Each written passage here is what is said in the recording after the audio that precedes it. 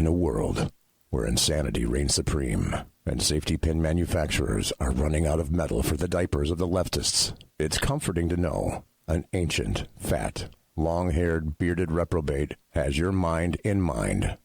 Ladies and gentlemen, boys and girls, children of all ages, broadcasting behind enemy lines in occupied California, and despite every attempt by the SHR Media Network to revoke his shameless contract, we return to the bloviating Zeppelin's Berserk Bobcat Saloon. You're listening to Late Night Radio on the SHR Media Network. Caution, there will be mature themes explored and potentially adult language used. If conservatarian words, phrases, certain concepts, or rhetoric offends you, tune out now.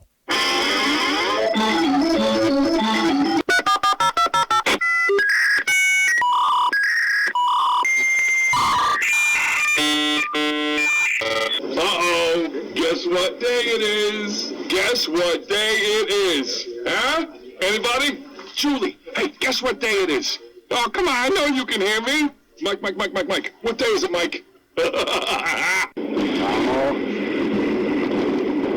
magnificent bastard, I read your book. I drink your milkshake. How dare you? I call that bold talk for a one-eyed fat man.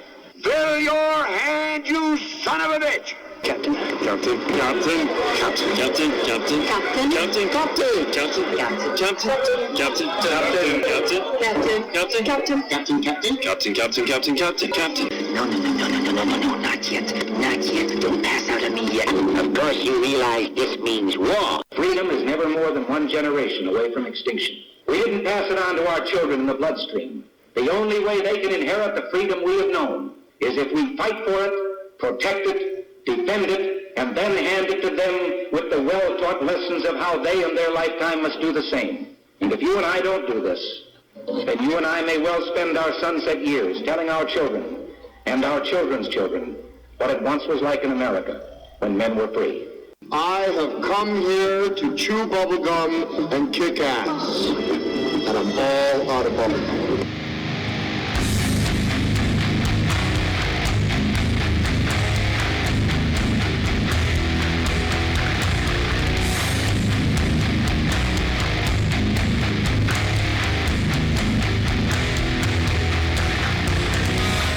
Ladies and gentlemen, boys and girls, children of all ages, welcome to BZ's Berserk Bobcat Saloon radio show, where I am broadcasting behind enemy lines in occupied California, always spell it with a K, a mere 2 miles east of the locus of evil on the entire left coast, the Bill Mill, the belly of the beast, the Capitol building in downtown Sacramento at 10 Pinell Streets, where late at night you can hear the death of common sense in its concomitant wail as it wafts from that petrifying edifice.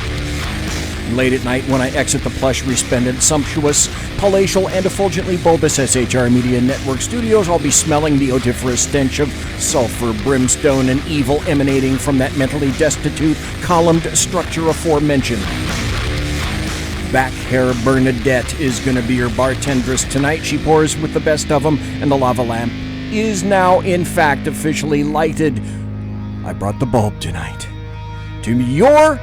Excuse me, no, that's my right, your left, indicating you can listen and chat at shrmedia.com. You can watch the show on the SHR Media YouTube channel, the SHR Media Facebook page. And I gotta tell you this, we don't water our drinks just like we don't water our conversation, politics, religion, crime, culture, economics, race, sex, science, law. We talk about it all right here at the Saloon. Nothing is sacred, the speech is free, but the booze is not. All we ask is that you flush the toilet. Jiggle the handle. Don't forget to tip your waitress. For whatever reason, I don't know why, I gotta tell you, I keep bringing back hair Bernadette because she is really popular in the Saloon. She's making the most tips of any of the waiters and waitresses right now. She's kicking some booty in the Saloon. Great to see you here. Now, remember in the intro I said we talk about politics and we talk about religion? You heard me say it. Well, we're going to be doing something just like that tonight. We're going to be talking in the first hour with the Reverend Ralph CHITTAMS, Sr.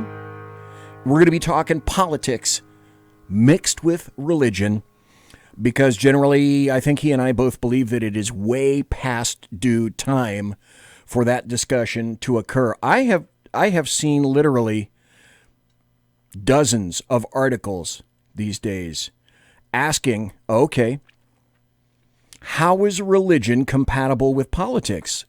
At the same time, I've been seeing people who are alleged religious scholars and or pastors, preachers, etc., who are espousing leftist ideals, and I don't get it. So I thought, since Ralph is an expert in this area, and he also concurrently has been putting pieces out on social media about this topic, I thought, it's time for Ralph to come back if he would be so kind.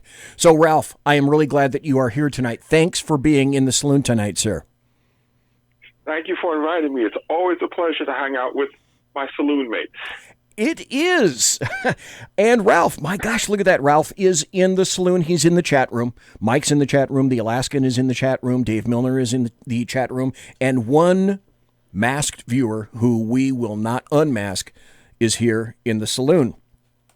Now, what I did tonight, Ralph, because of this, is I hit some different groups promoting the show today. So not everyone may know you. This is probably your 5th or 6th time on the show, but for those people who are not aware of who you are and the circumstances surround you, can you tell us a little bit about where you were born and grew up? Let's just start right there. Yeah, well, I was born in New York City back in 1960. So what that means, I know the current president and his antics very, very well, and I support him. I currently live in what we affectionately refer to as San Francisco East. I live in the nation's capital. I live in the swamp. And I am the embodiment of living at the intersection of faith and public policy. I am an ordained minister, but I also spent 4 years as the senior vice chairman of the Republican Party here in the District of Columbia. Wow, that's pretty impressive. Now, I want to touch on this too. You are the principal of an LLC called Black Elephant Consultants at blackelephantconsultants.com. What is that about, Ralph? Okay, well, Black Elephants has pretty much gone dormant.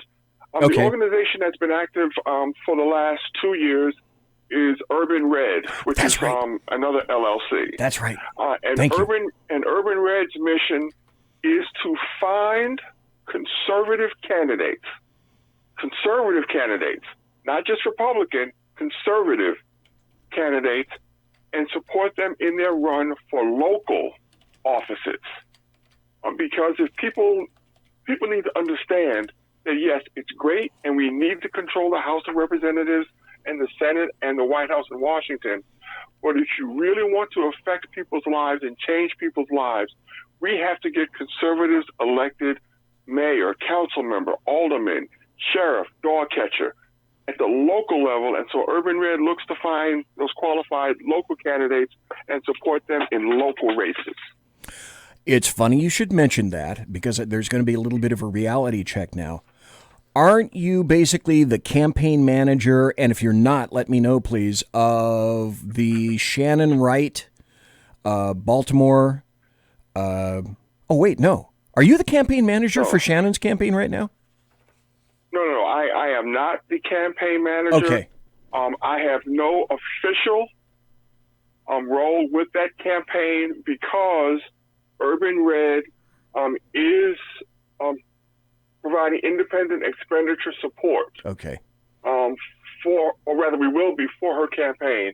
So neither I nor anyone affiliated with Urban Red have any role with her campaign at all. Okay, I'm screwing up by the numbers tonight. I'm batting zero. No, I'm zero glad you for asked 3. the question because people need to hear that.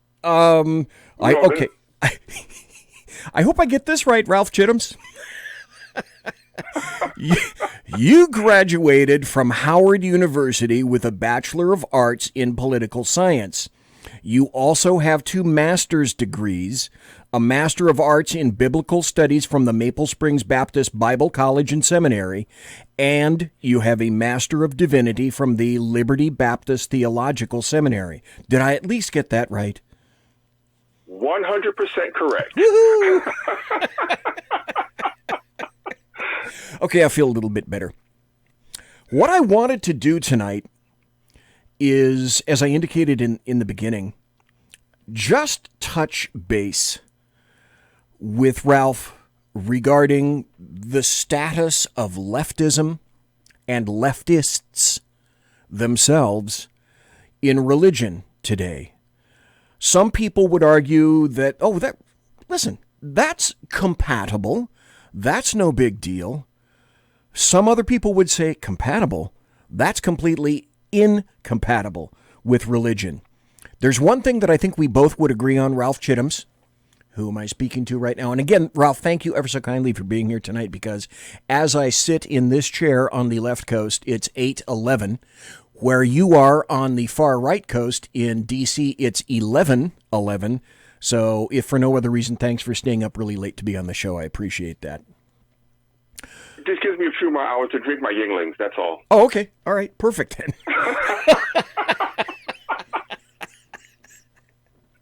But I think there's one thing that you and I both would agree on, is that if leftists were given their reign, not just in the United States, but all over the world, they do essentially their level best to eliminate religion or Christianity. Am I way far off with that one, Ralph Chittams? No, you're not. You're right on target with it. Leftism is completely contrary to what we would consider to be Orthodox Christianity. Leftism does not believe in life, liberty, and the pursuit of happiness. Leftism believes the government is your daddy, and rules and regulations are your God. And if they had their way, even in this country, Christians and Christianity would be forced to worship underground like they do in China. Yes. And I'm not being, and this is not hyperbole. No. This is fact. No. There are so many places that I wanted to go tonight, and because we have an hour and a fairly kind of limited amount of time, I chose a select few stories to at least try to tap into and review, and then have you weigh in on, and we could discuss together. Before I do that, though, I want to let people know that Ralph can be found on Facebook at Ralph Chittams Sr. You also have your Facebook site, Urban Red. So Facebook.com/ I think it's URBRED, Urban Red, as Ralph. Herb Red. Herb Red, as Ralph indicated. And then you can find him on Twitter at RJ Chittams Sr. So he is all over, all sorts of ways and means of, this is a big topic, of social media. This is a topic that I have been, and I bet you have too, kind of boxing back and forth, uppercut, body blow, body blow. How many times have we had it thrown in our face that the U.S. migrant crisis is a test for Christians, when we have so many people who are indicating that they are vastly religious, saying that essentially we are bad people if we are not throwing open the doors of the United States completely, no pause, no vetting, no back channeling, none of that. We should be letting anyone into the United States that wants to be here, because to do otherwise, Ralph Chittams, lots of people are saying, that's just not Christian. Your thoughts on that? Let's start there, sir. Well, the last time I checked, there were gates and walls around heaven. Yeah. So what are you telling me? Come on. That's someone who's taking an argument.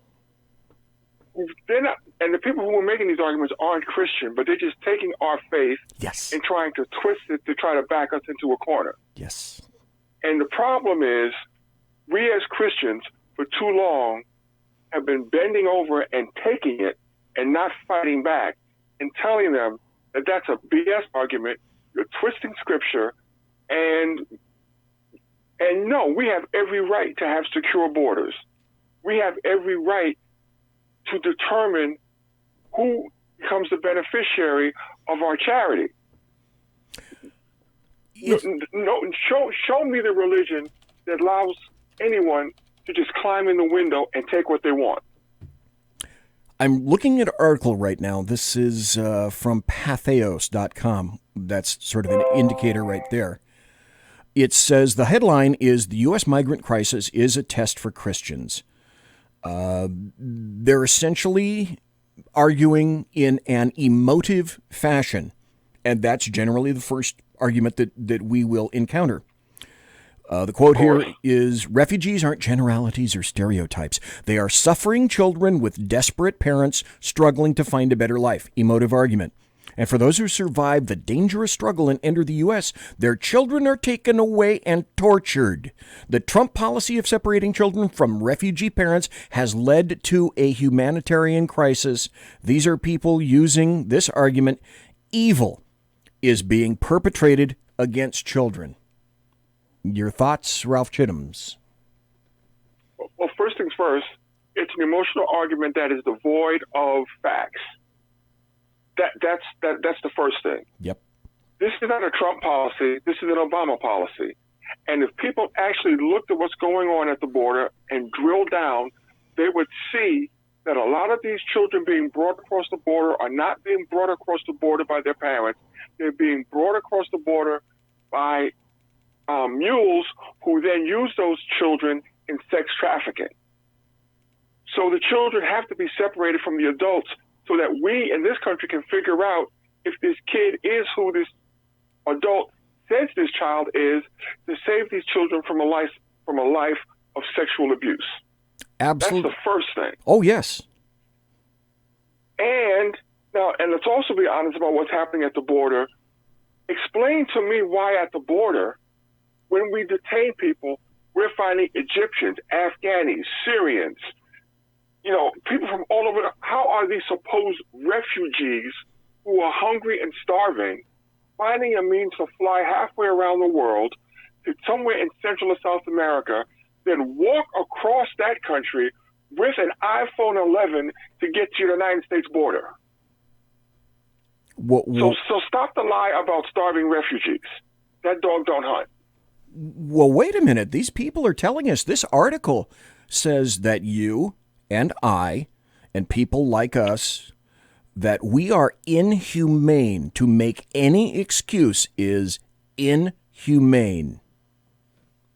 It's an emotive argument. Well, just because they say it doesn't make it true. And like I said, the problem is for too long the church was afraid of being called names, and the church rolled over and didn't fight back. And that is why this country is in the state now where the immoral are telling us what's moral, the insane are telling us what's sane, and the irreverent are telling us what's religious. It's a time in America, and I have not seen it, and I'll wager that you, having been born in 1960, you haven't seen it either, is everything is upside down now. Good is bad, bad is good. Black is white, white is black. If I tell you one thing and I'm a leftist, it simply is. Period. End of statement. And I will brook no argument about it whatsoever. To the point now where we're having GOP governors.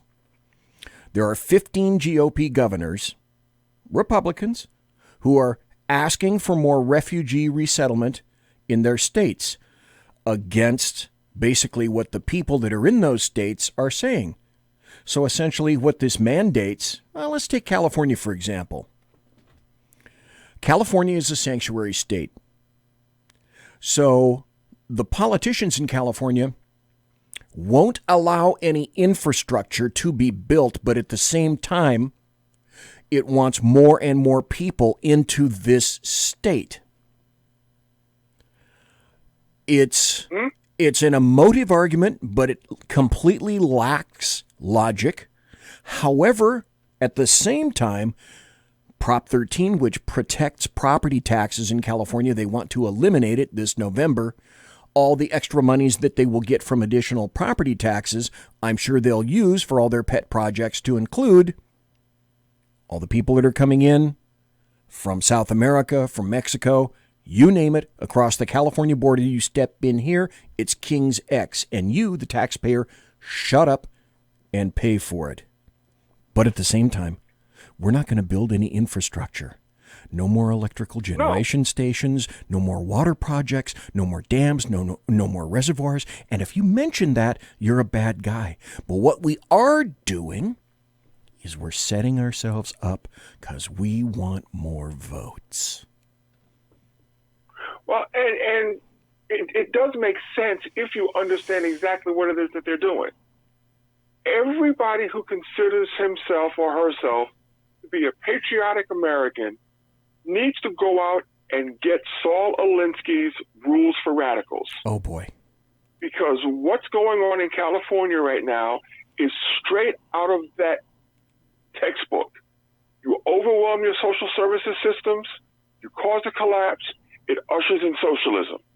It's like one of the things that in the intro to your show, you have that great line from the movie Patton, where when Patton was getting ready to fight Rommel, and he says, "Rommel, you magnificent bastard, I read your book." Yep. Well, we need to read Saul Alinsky's book and understand what that magnificent bastard is doing to this country, because it is playing out in front of our faces right now. It's funny you should mention Saul Alinsky. Almost 2 years ago, when I just began the show, I had the manager, I can't think of the guy's name. It was another Ralph, but I can't think of his last name. He is the director of the Saul Alinsky Institute. And I wanted him to be on so that he could explain the book and Saul Alinsky in detail. One of the things I asked him is, but wait, cannot that book be utilized by anyone in reverse? It doesn't have to be the Holy Bible of leftists. Can those tactics not be employed by, well, anyone? And he said, yes, of course they can. Of course they can. Then he tried to argue that Saul Alinsky wasn't a communist, etc., blah, blah, blah. This is, and Ralph Chitthams, do you read Life Site News? I find myself going there quite frequently. It's lifesitenews.com. Probably maybe twice a week I'll go there and see what they have. I found an article. It says, conservative scholar. The headline is, America must have a religious awakening if it is to survive. Once I saw that headline, it got me. Conservative scholar Charles Murray is not optimistic about the future of the United States. In an interview with Canadian pro-life activist Jonathan Van Maren, Murray, who is famous for his many books on culture and politics, said the American experiment in constitutional government is dead as a doornail, and that without a religious awakening, the United States may last only a few more decades. That is a startling statement, and it got my attention. Ralph Chitthams, your thoughts on that, sir? Well, it's a fact. The American experiment only works because we have people of faith running the government. You know, people can argue about the founding of the nation being flawed with, you know, the negotiations regarding slavery and everything else, but even from the founding of this country, it was understood that God is in control. All men are created equal. Now, yeah, they cut some corners and they made some negotiations that arguably they shouldn't have made. They should have fought, you know, to maintain the purity of this country. But this country was founded upon Christian principles, and the only way this country continues to function, survive, and thrive is if we get back to those principles. Without it, we're going to get to the situation where we had in the Old Testament in the book of Judges with the nation of Israel, where each man did what was right in his own eyes. And the minute you get to that point, which is where we're headed with this transgender and homosexuality and all of this foolishness, that devolves into anarchy. I would submit, folks, that that's not entirely what leftists don't want. And that goes back to, and I'll wager you've probably heard of this as well, Ralph CHITTAMS, the Cloward-Piven strategy. And the Cloward-Piven strategy goes like this. What you attempt to do is so overburden government and people taking from the system rather than giving to or contributing to the system that you destroy the system from within. Once the system from within is destroyed, then you rebuild it in the leftist fashion that you yourself envision. The Cloward-Piven strategy is alive and well in the United States and all around Western Europe, Eastern Europe, any westernized civilization these days. It is... We've already lost some European countries. Oh. Some European countries are gone. They're done. They're cooked. It's over. I don't think... Let's see if I'm remembering this correctly. Germany is... The major countries in Europe right now are under massive amounts of stress. France, Germany, those are the two major ones that I can think of. The UK. Sweden is getting its butt kicked. Oh, yes. Dave Milner in chat just mentioned that. Yeah, Sweden is so done. Oh, yeah, see? Yeah, right. Exactly. And here's the crazy part.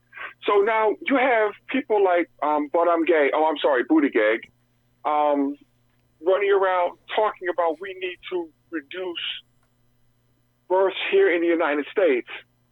But then, in the next breath, he's talking about bringing in all these refugees from other countries into Middle America so that we can stimulate the economy. Well, wait. So you want Americans to stop having babies so you can import people who don't have our values, who don't have our culture, into the country. People like him are setting this country up to be taken over from the inside. Well, wait, Ralph, you and I don't get it. Listen, we are not in accordance with the leftists' great plan because, you see, it's all these poor people like that we desperately need in America to do the jobs that Americans otherwise wouldn't do. You know, like all the jobs that are being automated right now, and then when we bring all of these people in here, there are no low-skill level jobs for them anymore. Fruit is picked mechanically.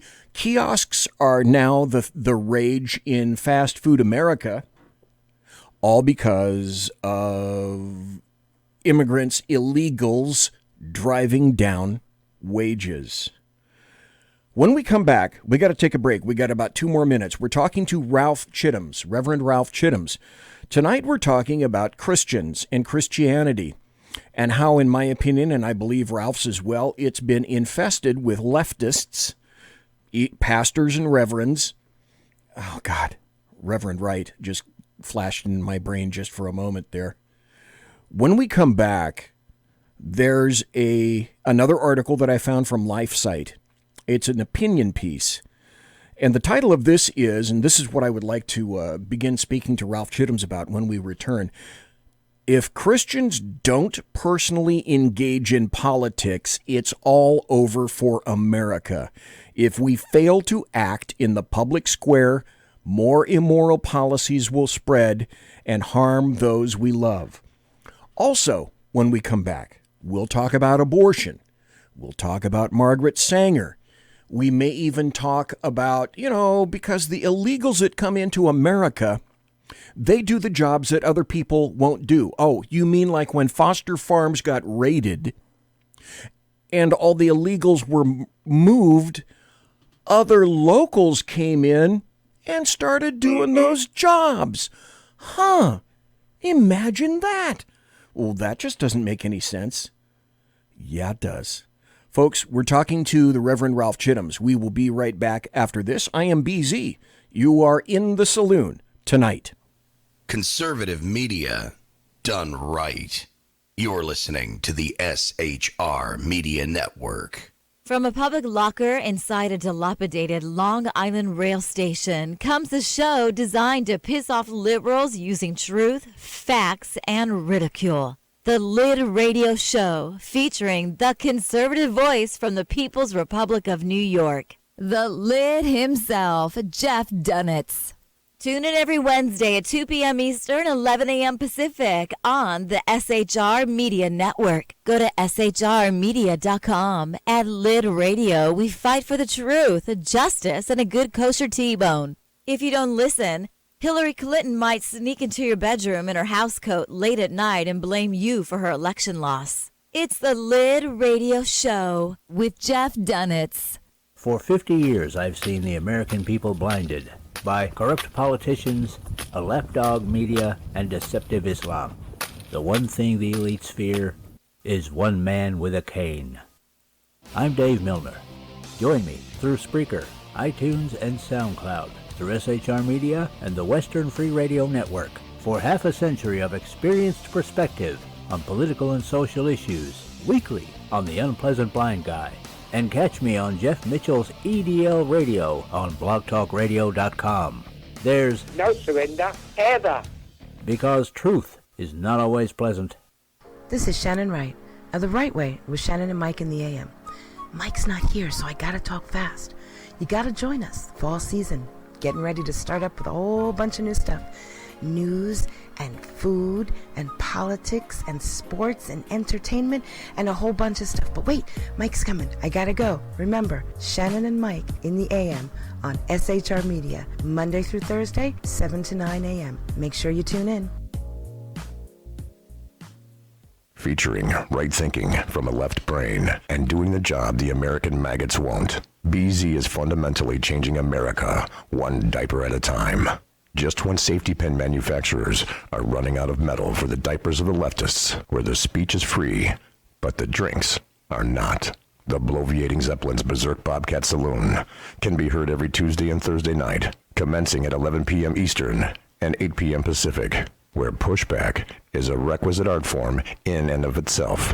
Let your ossicles be truly liberated when you listen to the bloviating Zeppelin's Berserk Bobcat Saloon, only on SHR Media Network. No ferrets were harmed in the making of this ad.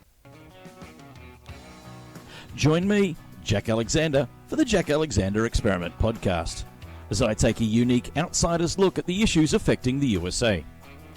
I fearlessly take on the issues that everyone else is too scared to touch. The Jack Alexander Experiment podcast is available wherever good podcasts can be found, like Spreaker, iHeartRadio, and Google Podcast. The Jack Alexander Experiment, because it's not a matter of left versus right, it's a matter of right versus wrong.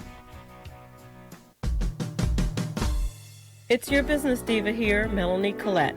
I am inviting you to a front row seat as I discuss some of the most intriguing details of wealth and finance with today's movers and shakers in the world of business. Listen in and discover financial truths on a global, domestic, and household scale. Uncover topics that will impact your wallet today and in the future. Money Talk with Melanie airs Monday through Friday, 5 p.m. East, 2 p.m. West, right here on SHR Media and High Plains Pundit Talk Radio. You can't afford to miss it. Featuring the effervescent contrarian Sackheads Clint, plus the unrestrained bulbosity of BZ, the Sackheads Against Tyranny is a real chat show. Doubling your late-night conservative talk show pleasure with double the hosts, you can listen every Wednesday night at 8 p.m. Pacific, 11 p.m. Eastern. Please note, some contents may have settled during shipping. Member FDIC, batteries not included, warranty voided Montenegro. Conservative media done right. You're listening to the SHR Media Network. Ladies and gentlemen, boys and girls, welcome back to BZ's Berserk Bobcat Saloon radio show, live and direct right here on the SHR Media. Palatial and sumptuous and resplendent SHR Media Studios. You can follow me on Twitter at BZEP. You can friend, follow, and like the SHR Media Facebook page. You can subscribe to the SHR Media YouTube channel, click notifications. Hey, give our videos a great thumbs up, a big thumbs up. We got great hosts, great videos, like Dave Milner, the unpleasant blind guy who isn't. I mean, he is blind, okay, but he's not unpleasant. Don't let him talk. Don't let him tell you that, okay?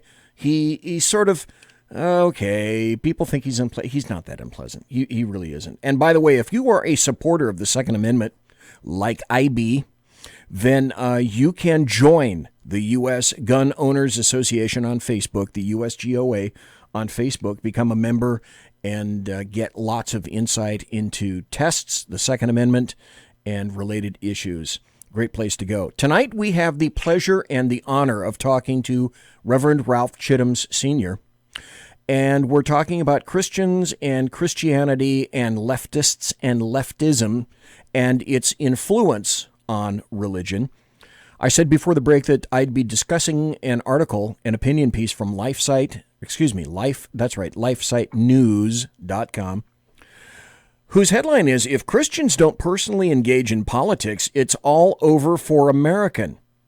Well, people are saying, oh, you should never discuss religion and politics. Well, we're discussing religion and politics. Here's the deal. It was October, I think back in 2008. Obama said specifically that we're 5 days away from fundamentally transforming the United States of America. And he essentially did. He wanted to require faith-based hospitals, doctors, nurses to participate in and to perform or assist with abortions and lose their medical licenses, a whole host of things. So, Ralph CHITTAMS, do Christians and people of faith have the luxury anymore of being able to say, no, I'm not going to let politics get involved in my religion? No, that just can't be. They have to be separate. No. Religion has always been an integral part of American society and American government.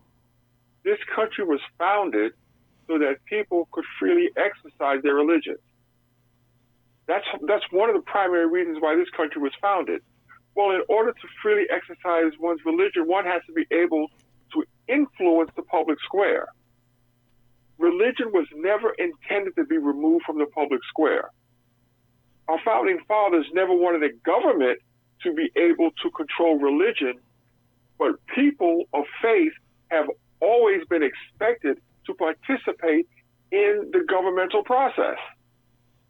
And this whole concept of separation of church and state, again, this is people who have no real knowledge of American history, no knowledge of the founding of this nation. Correct. That whole concept of separation of church and state is found nowhere in the founding documents of this country. That is a phrase that was written, I believe, by Thomas Jefferson in a letter to a Baptist pastor after the country was founded. And now people are saying separation of church and state. There is no such thing.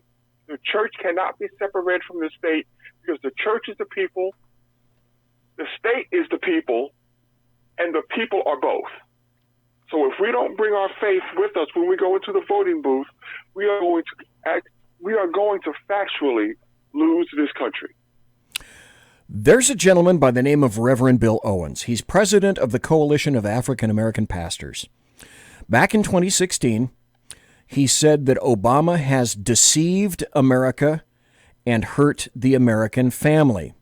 He said, when Obama was running for president, I had some friends in the gay community who informed me that he's going to say that he was for marriage between a man and a woman in his first term to get elected, but that he would take the issue up in his second term. And that's what he did. So essentially, he deceived America. No, let's not be politically correct. He lied. Yes, he lied. Well, he lied about health care, and yes, correct, absolutely correct. Good point, Ralph. He lied. He lied to get elected. He lied to get reelected. Look, this is another thing that ticks me off about people who've only been involved in politics since 2008 and think they woke. Barack Obama has always been a switch hitter. All right? I mean, he's bisexual. Back in Chicago, he and Rahm Emanuel hung out in the gay bathhouses. This is not a secret. This is common knowledge. But yet, when it comes time to run for president, the powers that be got together, squashed all that stuff, trotted him out as this great, heterosexual married man, loves his wife, has 2 kids. Great family guy. All of that foolishness. Right. Exactly. No. This dude has been sleeping with men since he was in college. And the American people were deceived by one of the biggest con jobs ever in the history of this republic. Then there is the issue, and I wish I had the specific articles. I tried to find them, but I couldn't. I kept them somewhere in my bookmarks, but I can't find them. There are any number of burgeoning leftist pastors and reverends who now are saying that true Christians really embrace socialism. We must embrace socialism. And again, this is so dispiriting when I hear people of faith saying that, well, it must be the United States they're talking about because they happen to be in the U.S. But now we need to, if we're of faith, we need to be embracing socialism itself. There's some kind of a poll, I don't remember where it was from, but it found that most Americans think Jesus would prefer socialism, 24%, than other people. And it's like, what? Are you saying? The other 62% responded neither that or they weren't sure, but that poll reveals actually a really disturbing trend. And it's millennials that are moving there and Gen Zers that are moving there. Right. And the ones that are moving there are the ones who have absolutely no knowledge or understanding of the Bible. They are the most indoctrinated generations that we have. Jesus, okay, people want to say that Jesus would have embraced socialism. Yes. Okay, socialism is a political economic structure, correct? Yes. Okay, show me in the Bible where Jesus instructed the government to feed anybody, to clothe anybody, to do anything for anybody. Jesus never instructed the government to do any of that. If Jesus were to have embraced socialism, he would have told the government it was their responsibility to clothe the naked, to feed the hungry, to visit the widows and the orphans and those who were in prison. Jesus did not give that command to the government. Jesus gave that command to those who were following him. That's not socialism. And people who say that kind of stuff are showing their ignorance of the Bible. It's all about, essentially, if you get down to its core, socialism is based on a materialistic worldview.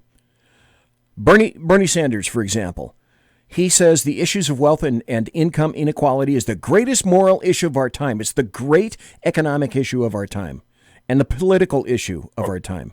It is a materialistic worldview. Right, and I can say it the way I want to say it. Bernie Sanders is full of shit. How many houses does he own? What is his net worth? If he really believed the crap that was coming out of his mouth, Bernie would sell all of his houses. Bernie would take all of that money that he has, and he would distribute it to the poor. He doesn't need to wait for the government to tell him to do that. If he really believes the crap that's coming out of his mouth, he could walk the walk and talk the talk tomorrow and lead the charge. But no, he's still flying around on private jets, and when he's not on private jets, he's flying first class. No, in a socialist system, the fat cats live large and the poor people eat dogs. That worldview, well, yeah, sure, exactly, Ralph Chittams. Folks, I'm talking to Ralph Chittams, Reverend Ralph Chittams, and we're talking tonight about leftists and leftism in Christianity. You bring up an excellent point. Nothing is stopping anyone on the left from taking out their checkbooks or getting a cashier's check or digitally sending cash to the IRS and multiplying the number of zeros they attach to the one. Bernie could do that. But that materialistic worldview, basically, it contradicts Christianity. And Christianity talks about, a material world, but it also talks about a non-material world. And what it says is that, folks, if you believe, then the greatest problems that mankind has are spiritual. The Bible says that it's the cause of suffering is sin. And it's not just materialism. The other thing that people completely discount is socialism punishes virtue. They want to redistribute wealth according to their need, regardless of virtue. Karl Marx, I will never forget this. Okay, maybe there were two things that I actually took out of high school because I still remember this. Karl Marx said, from each according to his ability to each according to his needs. So in that, doctors are going to get paid $15 an hour. Marx, the funny thing is, he mooched off of others his entire life, and he failed to provide for his wife and his kids, which, of course, people don't talk about either. No, but I mean, here's an interesting observation. Think of all of the socialist, communist leaders in your lifetime. Just get a mental picture of them. Uh-huh. How many of them were skinny? Every socialist, communist leader looks like a big, fat pig. Chavez, Kim Jong, the son and the father, Castro before he got sick, they're living high on the hog, eating steaks and everything else, while their people are starving to death and look like, they've been in a concentration camp somewhere. That's socialism. The people at the top live very, very well, and everybody else is fighting for survival. That's socialism. Well, so the other aspect of socialism is, I'll be blunt, it encourages stealing. It encourages envy. It encourages class warfare. That's what socialism is. It encourages laziness. Yeah, and to boot. I'm sorry, go ahead, sir. No, because why am I going to bust my ass and make $100,000 a year so the government can take $95,000 of that and have me live off $5,000 so that some other Joe Schmo across the street who gets up every day and scratches his behind and doesn't do anything can get more of my money that I get to keep. So at some point, I'm going to wake up and go, wait a minute, I'm just a sucker. Why am I working so hard? Well, it destroys the human soul. It destroys the human core. I'd also go so far as to say that it destroys marriage. It destroys family. From the very beginning, it sought to destroy marriages and families. What socialism wants is for the state to replace the family. The state is now God. There can be no God in socialism. Mm-hmm. And the first step in that process, we have already seen played out well in this country. The first step in the process is for the state to replace the man in the family. That's the first step. Because the Bible tells us that you can't go into a home and steal a man's goods unless you first bind the strong man. Bind or remove. So what we've seen now in this country, remember, we've had a flip from the 60s, from 70% nuclear families in the black community to now 70% single-parent homes headed by women. And in some black communities, it's up to 90%. So the government has already effectively executed the first step of the plan, which is replacing the man with the government. So now the woman is not looking to the father of the children. She's now looking to the government to provide for her. That's the first step. And they've already done that masterfully. Well, yeah, and I lived through those times. I was there. I quite frankly remember that was LBJ, Lyndon Baines Johnson, and his Great Society. Great Society, yep. Which essentially paid people, how craven is this, for men to not be involved. And then paid for more children and for men to not be involved. The Chinese have a saying, yin and yang. To enslave the women. Yes, exactly. For a well-rounded child, you need an influence of a woman and an influence of a man. We got about 9 minutes or so to go. I want to get into Margaret Sanger and abortion in a bit. Okay. I found, however, when was this? 3 days ago, I found an article that happened to be encouraging. And we haven't even discussed what I call socialist popey yet. Pope Francis. He's a story for another day. But I found this from National. I put some information in the chat room about Pope Francis. Yes, you did. Yes, you did. I found an encouraging article, though. It says, here's a Catholic priest who bars communion for lawmakers who vote for abortion. Finally, someone with just a bit of sack. A guy named Father Bucci says lawmakers' actions are putting innocent lives at risk. He's the pastor of a Rhode Island church. He issued a flyer in late last month saying every Rhode Island state senator who voted last year to support abortion in state law would be denied communion in his church. Folks, here's a guy that's taking a stand. I don't have time to play, or maybe I do. I almost don't want to do this because it takes so much time. It's 5 minutes, and we don't have that much left. But here's what we're facing. This was in Texas. There was that custody battle involving that 7-year-old boy, James Younger, a 7-year-old boy of Dallas, Texas. His parents got a divorce, and he has a little twin brother named Jude. Now, the mom, who is a massive leftist, she's named Dr. and Georgulus, has been trying with all her might to make James become a little girl because she has 2 little boys, and she wants at least one of them to be a little girl. Well, Dad Jeff stood up and fought for him. She wanted to change James into Luna and started making him wear a dress. And this was about custody. It was about a battle. It was about a woman who's a massive leftist who wanted to turn her 7-year-old son into a girl, wanted to make a 7-year-old start taking drugs. So the judge stepped into a custody battle, and so that's not going to happen, at least at this point.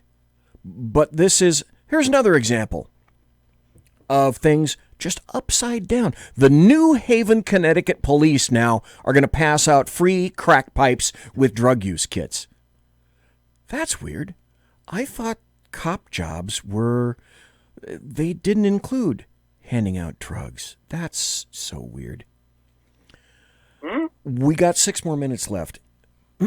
I do not understand anyone of a religious bent embracing Ralph Northam and other leftists who have said, well, not only is abortion is it okay, but it's okay up to and including birth. And if following birth the mother decides, nah, then many leftists are saying, well, that child should be killed too because it's up to the mom. Born doesn't make any difference now. This is a view that began a woman named Margaret Sanger, and I still don't understand the linkage between her and leftists and Democrats, and for American blacks who all get thrown into the mix. Margaret Sanger said essentially, and she created Planned Parenthood. That was her phrase. These are all Margaret Sanger quotes. But from my view, I believe there should be no more babies. Another quote, the most merciful thing the large family does to one of its infant members is to kill it. This is one that you won't find leftists quoting at all. This confounds the incredible hell out of me, Ralph Chittams. This is a quote, we don't want the word to go out that we want to exterminate the Negro population. Mm-hmm. And yet leftists and black Americans think, this is great. This is okay. Democrats vote for this. And they don't connect. They don't connect the nexus between the two. It's right, but one quote that you started, the most insidious part of the quote is when she talked about, doesn't want the word to get out to the black community. She says that we need to recruit black ministers, preferably ministers with a social services background, to basically be our allies, so that if more rebellious members of the black community figure out what's going on, they'll be able to refute it. So Margaret Sanger, founder of the Negro Project, which became Planned Parenthood, from its beginning, found a bunch of sellout leftist black preachers who would promote genocide among their own people, basically for 30 pieces of silver. She bought off the black clergy. Here's another quote. Eugenics without birth control seems to be a house builded upon the sands. It is at the mercy of the rising steam of the unfit. Here's another quote. The most urgent problem today is how to limit and discourage the overfertility of the mentally and physically defective. And as far as she was concerned, well, the black race needed to be eliminated wholesale. Absolutely. And yet we have... And now we have the Democrat Party fully embracing the Sanger philosophy, including infanticide. Because, again, Buttigieg has basically said that life begins at birth. Now, people need to understand what he said, what that means. We know that a large percentage of babies, after they're born, completely outside of their mother's womb, the umbilical cord cut, they do not take that first breath until they're prompted. The old smack on the behind. Right. Prompts them to take that first breath on their own. Buttigieg and the rest of these Democrats running for president have all co-signed onto this first breath false theology, which means that a baby is born, umbilical cord is cut, that child has not taken its first breath yet. Fully viable infant. All it needs is a smack on the behind to start breathing. All of these Democrats are now saying at that point, you can take that baby and throw it in the trash can. That's what these Democrats are supporting now. And I don't understand, as you said, how anybody who professes to be a Christian can vote for anybody who would support the murder of a baby. That's infanticide. Forget abortion, that's infanticide. And systemically doesn't support racism.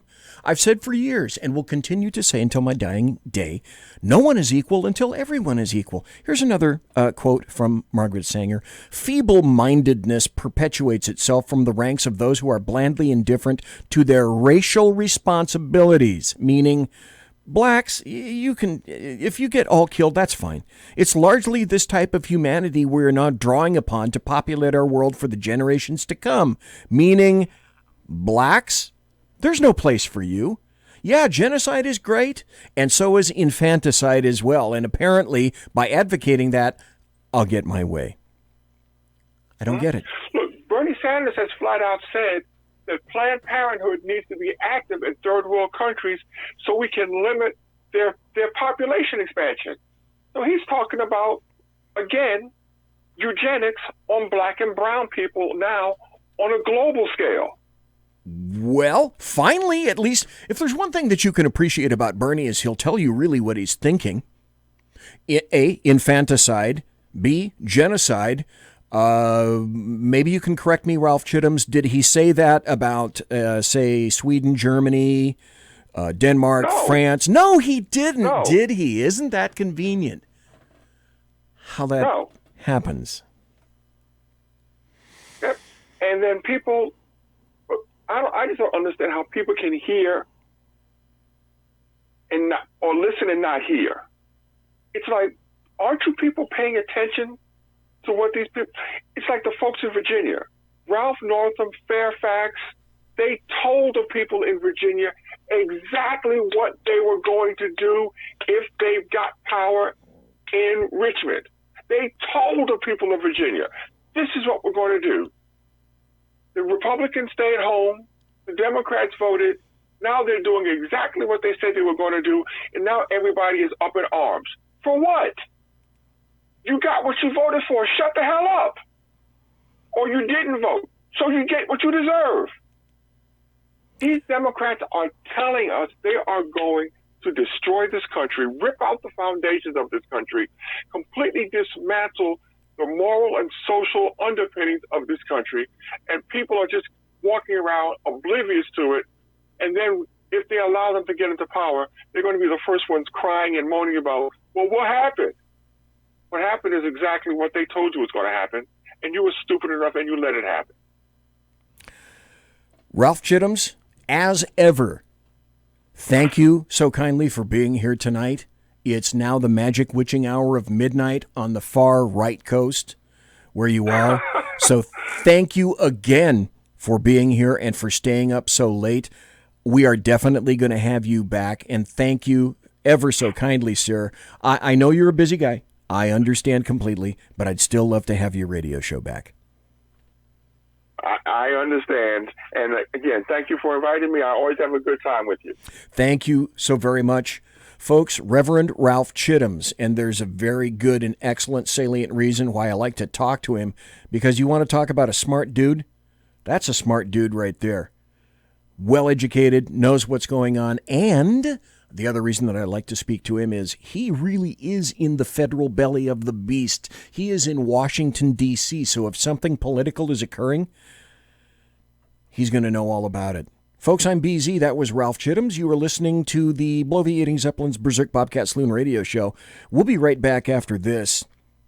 When we come back, we're going to talk about the new way forward submitted by the Democrats. We're going to go over an article by Max Boot saying, you know what, Democrats, you better change your thinking. You better start getting in line. We're going to have examples of slow Joe Biden pulling a Hillary Clinton. And have I got some happy stories for you? Holy moly. Be right back after this. Conservative media done right. You're listening to the SHR Media Network. For 50 years, I've seen the American people blinded by corrupt politicians, a lapdog media, and deceptive Islam. The one thing the elites fear is one man with a cane. I'm Dave Milner. Join me through Spreaker, iTunes, and SoundCloud, through SHR Media and the Western Free Radio Network, for half a century of experienced perspective on political and social issues, weekly on The Unpleasant Blind Guy. And catch me on Jeff Mitchell's EDL Radio on blogtalkradio.com. There's no surrender, ever. Because truth is not always pleasant. It's your business diva here, Melanie Collette. I am inviting you to a front row seat as I discuss some of the most intriguing details of wealth and finance with today's movers and shakers in the world of business. Listen in and discover financial truths on a global, domestic, and household scale. Uncover topics that will impact your wallet today and in the future. Money Talk with Melanie airs Monday through Friday, 5 p.m. East, 2 p.m. West, right here on SHR Media and High Plains Pundit Talk Radio. You can't afford to miss it. From a public locker inside a dilapidated Long Island rail station comes a show designed to piss off liberals using truth, facts, and ridicule. The Lid Radio Show, featuring the conservative voice from the People's Republic of New York, the Lid himself, Jeff Dunitz. Tune in every Wednesday at 2 p.m. Eastern, 11 a.m. Pacific on the SHR Media Network. Go to shrmedia.com. At Lid Radio, we fight for the truth, justice, and a good kosher T-bone. If you don't listen, Hillary Clinton might sneak into your bedroom in her housecoat late at night and blame you for her election loss. It's the Lid Radio Show with Jeff Dunitz.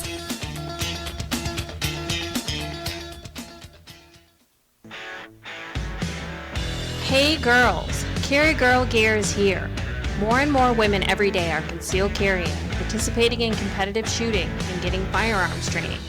It's not a boys' club anymore, and we don't have to shop in their stores anymore either. Finally, a cool and unique clothing line just for women. Dope tees and hats for the patriotic concealed carry and 2A girl. So what are you waiting for? Go check out carrygirlgear.com today. Broadcasting behind enemy lines in occupied California, a mere 2 miles from the state capital, the bloviating Zeppelin's Berserk Bobcat Saloon radio show can be heard every Tuesday and Thursday night at 8 p.m. Pacific and 11 p.m. Eastern. Only on the SHR Media Network. Go to shrmedia.com to listen. You can also watch on the SHR Media Facebook page and the SHR Media YouTube channel. No goldfish were abused in the making of this ad.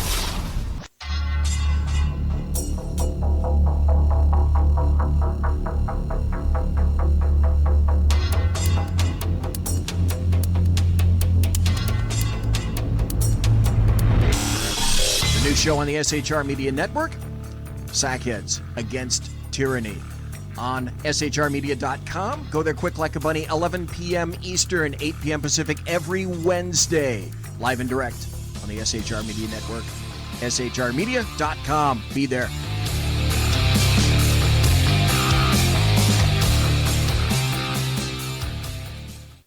Hey, this is Michael Wright. And I'm Shannon Wright. Join us for The Right Way with Shannon and Mike, Monday through Thursday from 7 to 9 a.m. right here on SHR Media. Why are they joining us? For fun things like sports, politics. Oh, maybe some news and entertainment? And all kinds of other things. Money and recipes and events, all kinds of stuff. Yeah, so join us Monday through Thursday, 7 to 9 a.m. here on shrmedia.com. Conservative media done right. You're listening to the SHR Media Network. Ladies and gentlemen, boys and girls, children of all ages, welcome back to the bloviating Zeppelin's Berserk Bobcat Saloon radio show.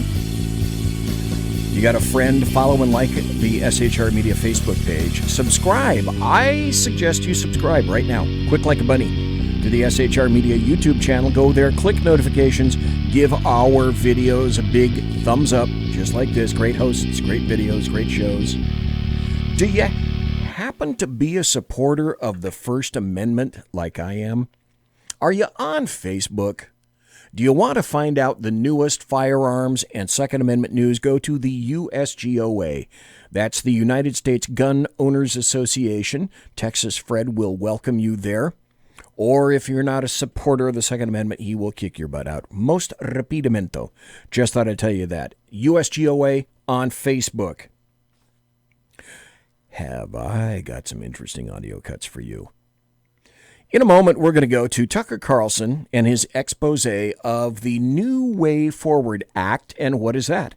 Essentially, that is an act created by massive leftists in Congress, in the House, in order to ensure that they are voted for in perpetuity and that illegals of all stripes have priority over you because you can no longer be counted to vote for them in perpetuity, and there is pushback of a massive amount. Hark, programming note. Next Tuesday, I'm not sure who I'm going to have on, but probably the first hour, if I have no guest at this point, is at least going to be me and my Zeppelin's manifesto, because essentially at this point, I've had it. I've had it with leftists. I've had it with Democrats. I've had it with the American media maggots. I was pushed kicking and screaming into voting for Trump, and it turns out that that was one of the best things that I did with a vote recently. So my guess is I'm going to be taking the bulk of an hour, maybe more, on Tuesday night, presenting to you my Zeppelin manifesto and why I am done, end, finito, fini, done with bipartisanship and compromise. The only thing I want to see now from conservatives and Republicans, I want to see Democrat veins between their teeth. Because that's how politics is going to get played from now on. And those people who still think that everyone wants to make the bullshit. Leftists and Democrats are no more interested in making nice to you than they are the man in the moon. And if they had their way, they would remove you completely off the planet. There is some good news. Oh, by the way, after this, I'm going to be doing... I got a great story, which came from the Washington Post.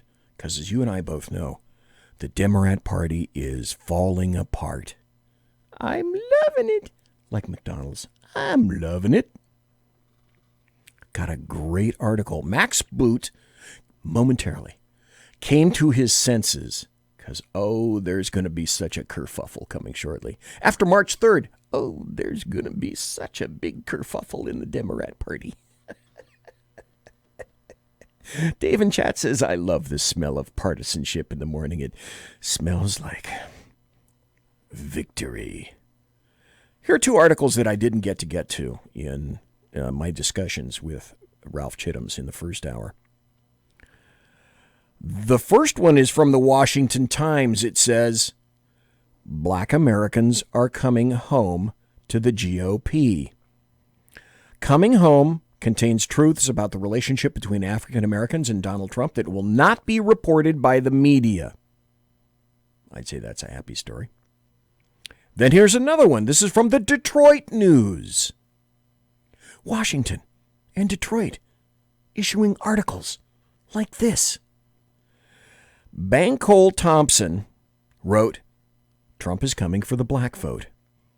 Just the first paragraph. If there's one key takeaway from President Donald Trump's State of the Union address this past Tuesday night, it's that he's going to seriously compete for the black vote in the coming election. Trump is not leaving anything on the table this time around, and his speech provides a roadmap of sorts for how he's going to campaign for a second term. The vote was always there, Republicans. All you have to do... Dave says Max Boot. Who is he? Let me give you a quick analysis of Max Boot. Max Boot is a guy who has always said that he's a Republican. Just like George Will has always said that he's a Republican. Just like Bill Kristol has always said that he's a Republican. John McCain has said that he's a Republican. Jeff Flake, perfect name, has said that he's a Republican. They're all whiners. One of them is dead. Max Boot, once Trump came into office, and essentially cut all these fucktards off from their political inroads and political power because they can't get in to see him anymore. Max Boot went hard left. So I got a great article from Max Boot. Anyway, Bankole Thompson said if there's a key takeaway from President Trump's thing, his State of the Union address, is he's coming for the black vote. So question, what is it that stopped any Republican before from coming for the black vote, as Donald Trump said? And why hasn't anybody done this? There's another article that I got coming up where another individual said, you know what? If Trump gets 16% of the black vote, he's in. Why has no one up to Trump said something as simple as, hey, you can vote for me? Why don't you vote for me? You know what's happened in the past. What do you got to lose? Well, everything. You've got a little bit of everything to lose.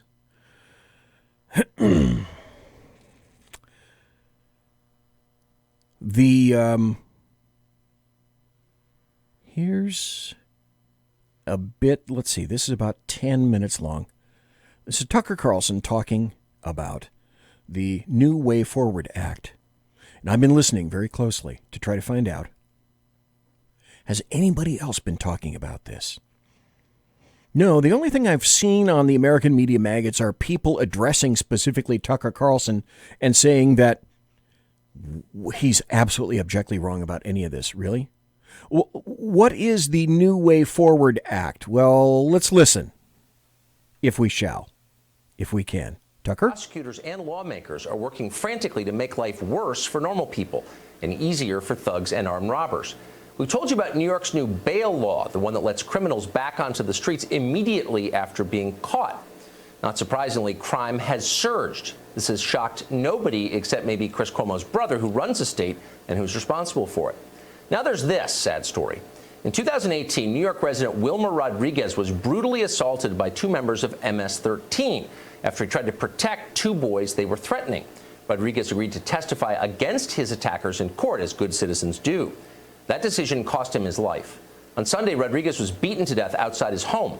Until recently, Rodriguez would have been protected by New York law, which allowed prosecutors to conceal the names of witnesses until shortly before trial for their safety. But a new law, this one passed to help criminal defendants, required prosecutors to turn over Rodriguez's name to the gang members' lawyers. Great. Almost immediately, gang members started harassing Rodriguez. This week, they killed him. That's what New York is like now. Do the right thing, and you could be murdered by predators the government is determined to protect. Lunacy? Yes, it is lunacy, but it's not confined to New York. In 2018, Nancy Pelosi attacked the president for daring to call MS-13 members animals.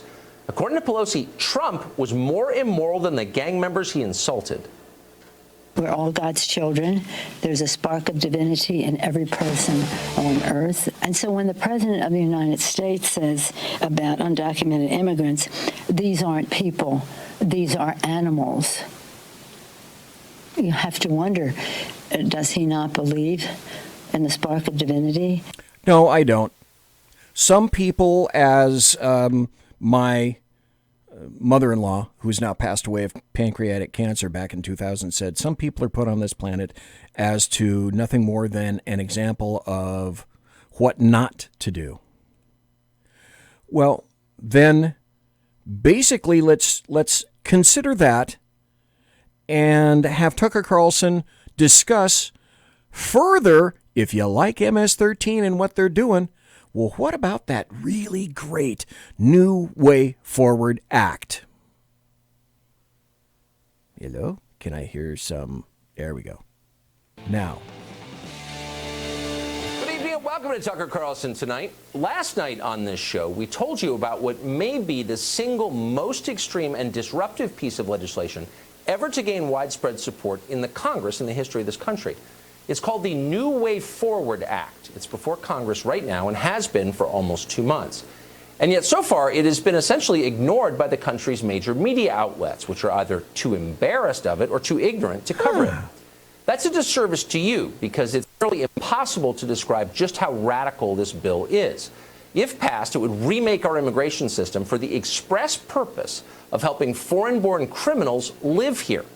The bill would allow people who've committed serious felonies in other countries to move to the United States legally. It would make it nearly impossible for federal immigration officials to detain immigrants, no matter how potentially dangerous they are. What? And, perhaps most infuriatingly and remarkably, it would require taxpayers to transport deported criminals back into the United States. In other words, you break our laws, you hurt our people, we'll send you a plane ticket. We'll pay for you to come back. It's utter and total insanity. And yet it's very popular in the Democratic Party. So far, this bill has 44 Democratic co-sponsors. On the screen is a list of some of their names. Some of these people you've heard of before. Alexandria Ocasio-Cortez, Ilhan Omar, Rashida Tlaib. They're celebrities, but some are obscure. Earl Blumenauer, for example, has represented Oregon for decades. Before this, he's maybe been best known for running the Congressional Bicycle Caucus. And yet, all of a sudden, out of nowhere, Blumenauer has decided to wreck the country. Now, we'd like to talk to Earl Blumenauer on this show. We'd like to hear why he supports this bill. We'd like to talk to any of the people who've co-sponsored it. We reached out to many of them today to come on and defend their views. But not one of them agreed to come. Why? Because they're cowards. And yet we think you ought to know what... And because Tucker Carlson would ask actual pointed questions and not throw softballs. They're doing. Here's the bill's primary sponsor, Jesus Garcia of Illinois. After introducing the bill, Garcia said this. This is not a radical project. No. We are simply asking for a fair shot and the opportunity for immigrants to stay in the country they call home. A New Way Forward does just that. It would end mandatory immigration detention, end the automatic pipeline to deportation through the criminal justice system. It would end deportation for people who have had contact with the criminal legal system. It would end the practices of local police engaging in immigration enforcement and the increased ever-policing of communities of color. It would decriminalize immigration. This is not a radical project. Of course, the opposite is true. The bill is completely radical. It would transform America into a place you don't recognize. Many of the sponsors of this bill come from the fringes of the Democratic Party, as you would expect. But not all of them do. Consider Congressman Andy Levin. Levin represents the suburbs north of Detroit. Levin's district leans blue, but it's still essentially bipartisan. Voters there went for Hillary Clinton, for example, by just 8 points. So there's no chance a majority of Andy Levin's voters want to send plane tickets to armed robbers in Guatemala so they can move next door. And in fact, nobody wants that, no matter what they claim on Twitter. Yet Levin is trying to do that right now. And that's what's scary about this bill. It's happening in the dark. No one's talking about it. Those who are dismiss it as unlikely. It'll never happen. And that's a mistake. Things change fast in modern America. On issue after issue, from ending the Second Amendment to banning biological gender to the open and aggressive racism of identity politics, yesterday's extremism has become today's Democratic Party platform. That's how it works now. 4 years ago, when Bernie Sanders mounted his first campaign for president, Vox.com pressed him on why he didn't back open borders for the world. Sanders responded this way, quote, "No, that's a Koch brothers proposal, which says essentially there is no United States. It would make everybody in America poorer," end quote. Except for now. Of course, Sanders was entirely right, and for that crime, he was savaged by Vox and all the other angry children in wokedom. Resisting the abolition of the United States was, in their view, needless to say, proof that Sanders was a hardened bigot, a racist. 4 years later, Sanders has become obedient.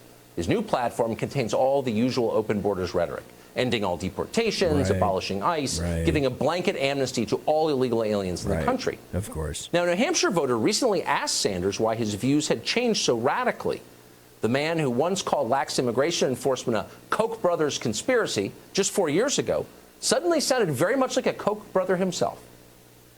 We have 11 million undocumented here. Many of those workers, by the way, are being exploited right now. Oh, exploited. You know, Trump wants to throw everybody out of the country. If he threw out people out of the country, the price of food in this country would skyrocket. Who do you think is picking the crops and planting all over this country? Mechanical things. Actually, machines are picking most of the crops in tree this country now shakers. and planting them too. Yeah. Bernie's almost 80 years old, and apparently nobody told him that. But either way, it is still shocking to hear that explanation from a self-described socialist. So yes, workers are being exploited, but think about what avocados would cost if citizens had to pick them. It's nauseating. Now, Sanders isn't stupid. He has to know his party's turn on immigration hurts workers and the country, but he desperately wants to be president of the United States. So he goes along with it. You're seeing quite a bit of this, by the way. Joe Biden, who's supposedly the most moderate man in politics, old Uncle Joe, now is pushing for illegal aliens to get off on DUIs. Watch. You only arrest for the purpose of dealing with a felony that's committed, and I don't count drunk driving as a felony.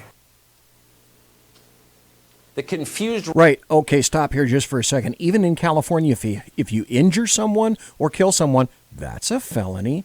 Even in California. I wonder what Mothers Against Drunk Driving, MAD, thinks of this. Ravings of a fading old man? No, hardly. They all think that way now. If Democrats win the 2020 election, some version of the New Way Forward Act will likely become law. Once again, keep this in mind, things move fast in this country, so be ready.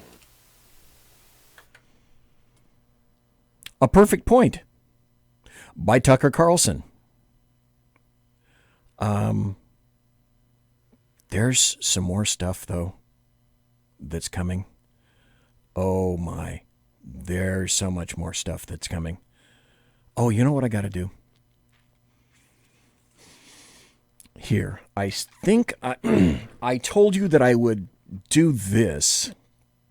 I don't know how I can transfer from this computer over to that computer. I told you that I would give you the website for coronavirus COVID-19 global cases by Johns Hopkins CSSE. You can start going there. Oh, by gosh, by golly, it's time for mistletoe and holly. GIS. Here, let me see if I can put this down into chat. HTTP www.gisanddata.maps.arcgis.com.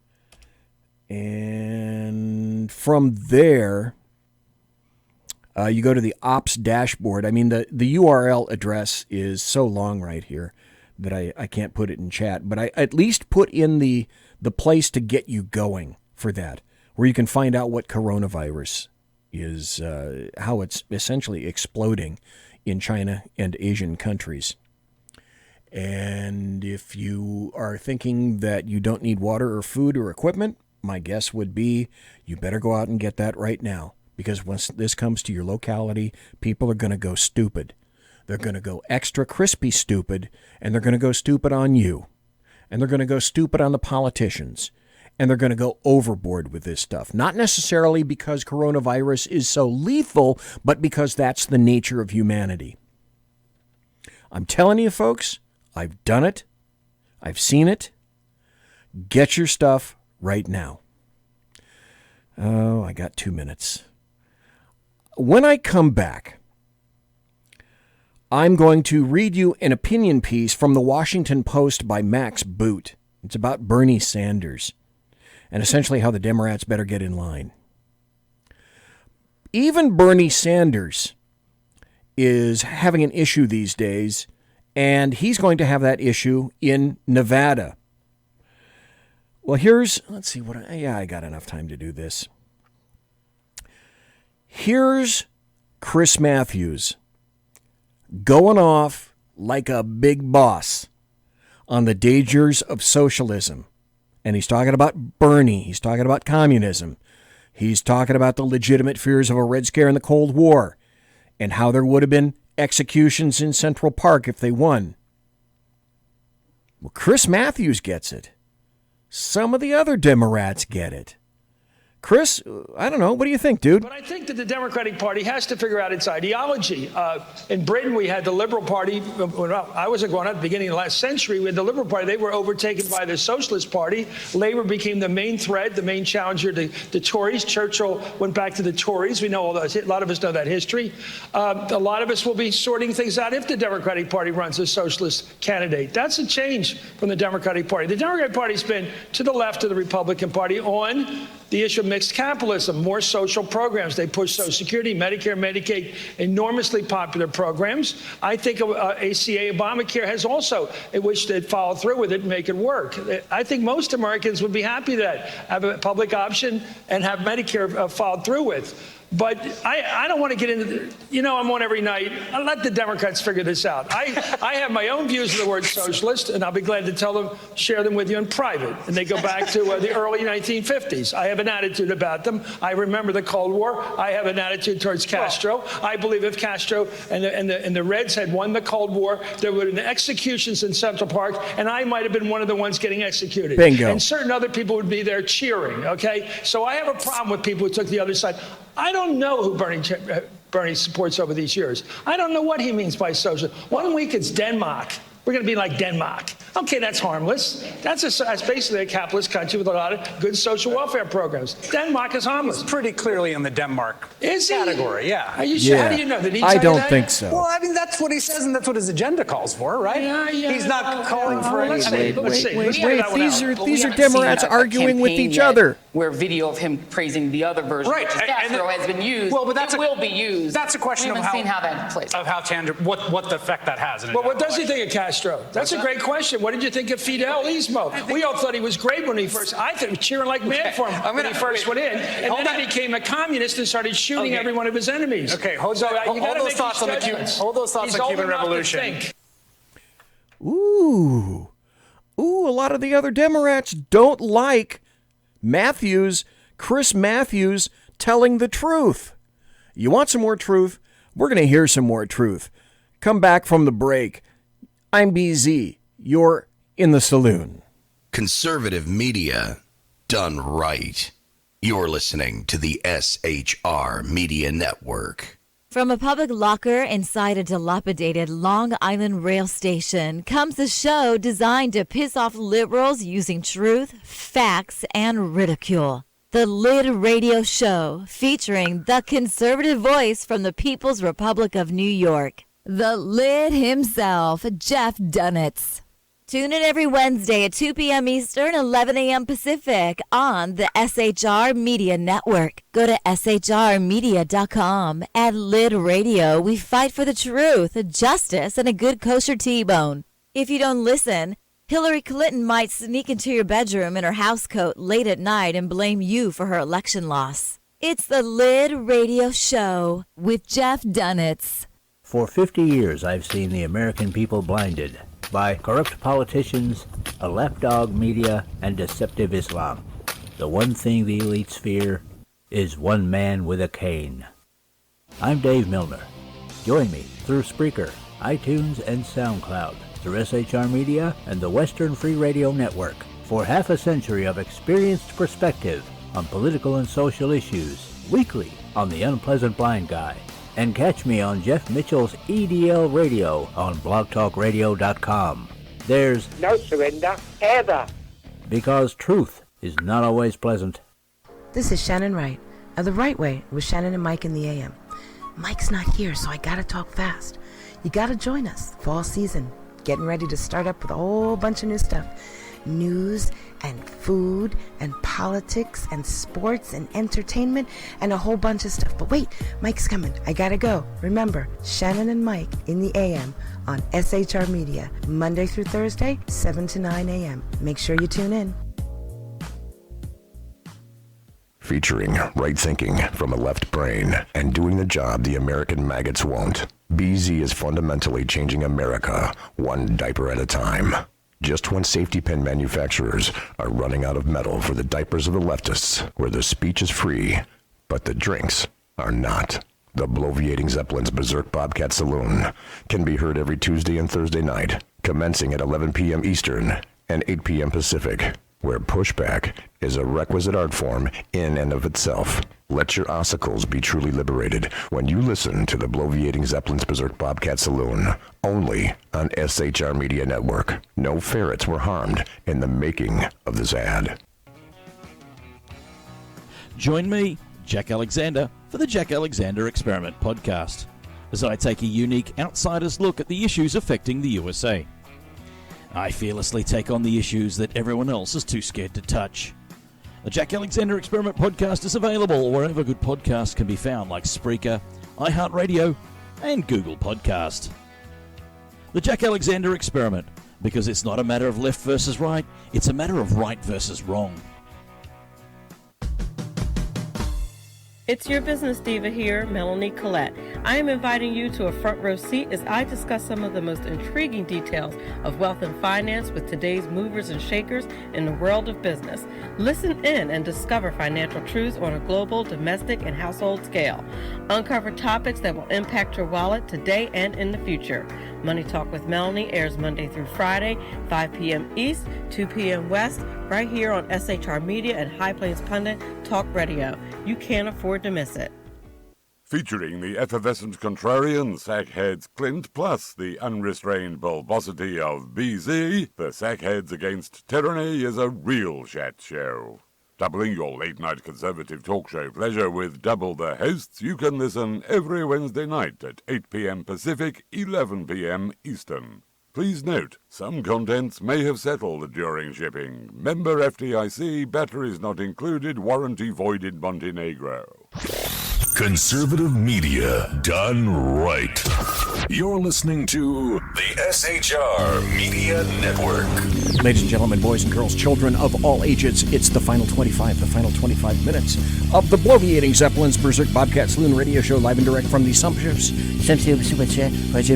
And I mean it sincerely. That is really what I think. By the way, which one is pink?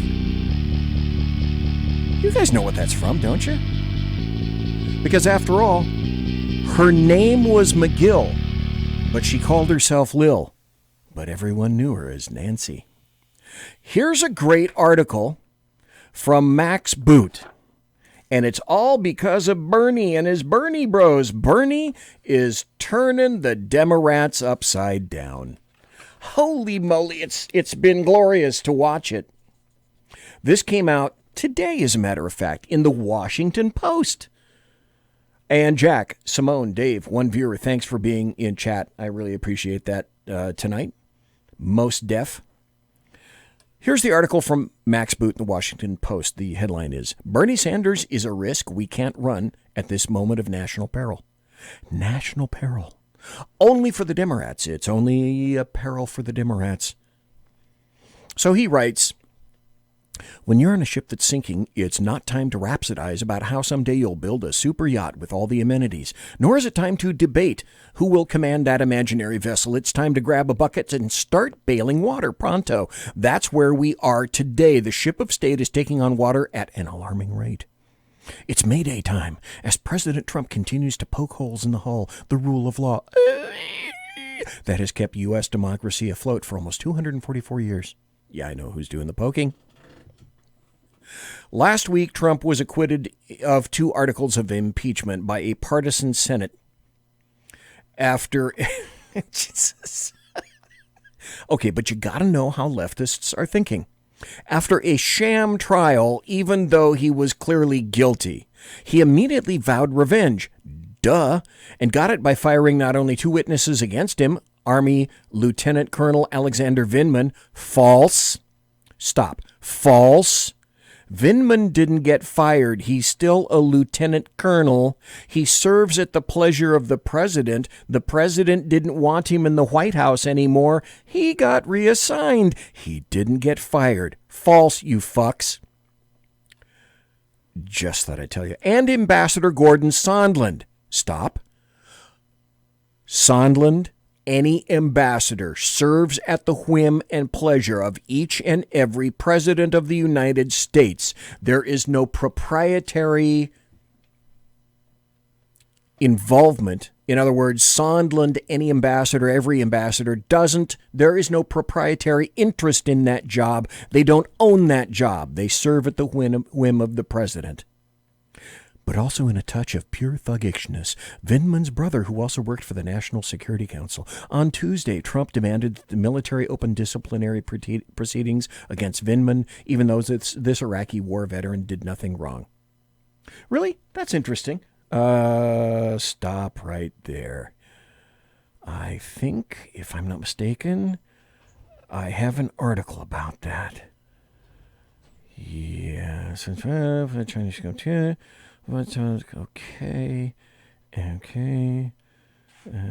I'll look for it. I got it up here. Oh, here we go. Yeah, we're talking about Vindman, right? Here's an article from Trending News. Poor Vindman. Here's an article that says Alexander Vindman admits he made up part of the Trump call summary. He admitted it. In an official summary, Lieutenant Colonel Alexander Vindman admits that he had made up elements of President Donald Trump's call with Ukrainian President Volodymyr Zelensky. And so, well, we need to believe him, right? Yeah. Again, another article from the Washington Post by Max Boot, predicated on lies, but I'm going to continue with the article nevertheless, because you need to understand how these people think. At the same time, Trump publicly lashed out at federal prosecutors for following sentence guidelines in asking for a 7 to 9 year prison term for his confidant Roger Stone, who was found guilty of witness tampering and lying to Congress in order to stymie an investigation about Trump's links to Russia. That is a crime of process that has nothing to do with revelations about Trump and Russia. A guy that's in his 70s. For fuck's sake, people, Judge Napolitano came on Tucker Carlson tonight, a guy who hates Trump because Trump wouldn't consider him and rejected him for a SCOTUS appointment. And so Napolitano's life revolves around excoriating Donald John Trump, OMB, Orange Man Bad, the guy with the dead orange cat on his head, but came willingly on Tucker Carlson's show tonight to say that the sentencing guidelines for Roger Stone were way over the top and that it should not have taken 4 federal prosecutors to work this case. It's overkill.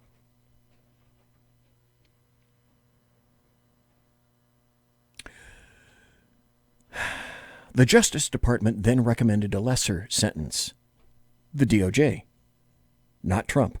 4 prosecutors quit the case, and 1 quit the Justice Department in protest. Sorry, get the hell out. As usual, Trump confessed on Twitter, writing, "Congratulations to Attorney General Bill Barr for taking charge of a case that was totally out of control and perhaps should not have even been brought." Stop. Bill Barr is doing his job. He was AG before, he's AG now. He came back to do the job because he's an ethical guy. One of the other things that he happened to say, by the way, is that President Trump is doing me and the DOJ no favors by tweeting. I've never asked him about that. He and I have never spoken about what I did. That was me. I would really wish President Trump stopped tweeting about this. Okay, kudos to Barr. Max Boot continues to write, "The president is politicizing the legal system to protect a crony who refused to testify against him while punishing those who did testify. This is what happens in banana republics. Stop bullshit. I have an article about Obama doing the exact same thing, but you're never going to hear it any other place but here." Boot continues, "I never thought it could happen here, but it just did. I'm sending out an SOS. Save our system. If a Democrat doesn't win the White House in November, our democracy will be endangered. I will vote for any Democrat nominee, even Bernie Sanders, who is now the front runner after a narrow victory in New Hampshire. But I devoutly hope Democrats do not nominate Sanders. Uh-oh. He is a risk we cannot run at this moment of peril." Well, they admit they're in peril. Max Boot admits they're in peril. "The polls make clear most Americans are very happy with the economy.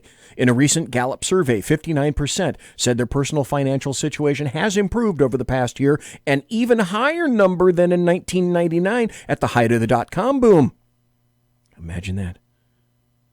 "Under those circumstances, a normal president would have 60% support, but Trump's approval rating is only 43.6%. Again, a lie, it was 49%. In the 538 polling average because he has alienated so many people with his unconscionable words and deeds." You know what? I have to be honest. This is part of what you're going to hear in the Zeppelin Manifesto next Thursday. I'm a results guy. I really don't care what Trump says anymore. I want to see results. I want to see veins between my teeth. I want to see blood dripping through dentures. Okay? So there is an opening to beat Trump with a candidate who will be seen as a pair of safe hands at the tiller, someone who will not alienate much of the country or imperil our economy. Sanders is not that candidate. Finally, somebody admits Sanders is not that guy. Gallup just released a poll showing that most Americans would be willing to vote for a presidential candidate who is black, Catholic, Hispanic, Jewish, a woman, gay, or younger than 40, but not for a socialist. Sanders is a self-proclaimed socialist. His signature issue is Medicare for All. That slogan tests positively. But in a Kaiser Family Foundation poll, 58% are opposed to eliminating private health insurance and 60% are opposed to paying higher taxes for health care. Sanders' plan calls for eliminating private health care and paying more taxes. It's an electoral loser. It's the super yacht we can't afford and don't need right now, whereas promising to defend and expand the Affordable Care Act is a proven winner that helped Democrats retake the House in 2018. Yeah, try that again. As if that wasn't bad enough, Sanders carries decades of ideological baggage. Well, that's true. Having in the past praised communist regimes and joined a socialist party that took Iran's side during the Iranian hostage crisis. Stop. This is how scared the Democrats are right now when you have even them pointing out the obvious. Sanders' Democrat opponents haven't exploited this record because they are terrified of offending Sanders supporters. You can bet that Trump won't have any reticence. Yeah, do you think? He's champing at the bit to run against crazy Bernie because Bernie is crazy. That's me saying that, not Max Boot. His supporters in South Carolina are even helping Sanders in that state's Democrat primary. Perhaps Trump's confidence is unjustified, as Matt Lewis argues in the Daily Beast. Consider the source, Daily Beast. But given the terrible track record of far-left candidates in the 2018 midterm election and in the recent British election, Jeremy Corbyn lost in a landslide, it's a risk we can't afford to run. Max Boot pleads. So please, Democrats, do the smart thing and coalesce quickly around one of these three moderates. Pete Buttigieg, Amy Klobuchar, or Mike Bloomberg. They're still standing after the first two contests. Even Max Boot says Joe Biden is down for the count. And then his final sentence. The future of our democracy might depend on it. Bum, bum, bum. That was a great story. I got to admit. I love the hell out of that. They can't conjure Bernie Sanders. Well, maybe it isn't just a few people that don't want to conjure Bernie Sanders. Here's a story from the... Oh, wait a minute. You know, I told you I'd be doing this. And so it's past time for me to say...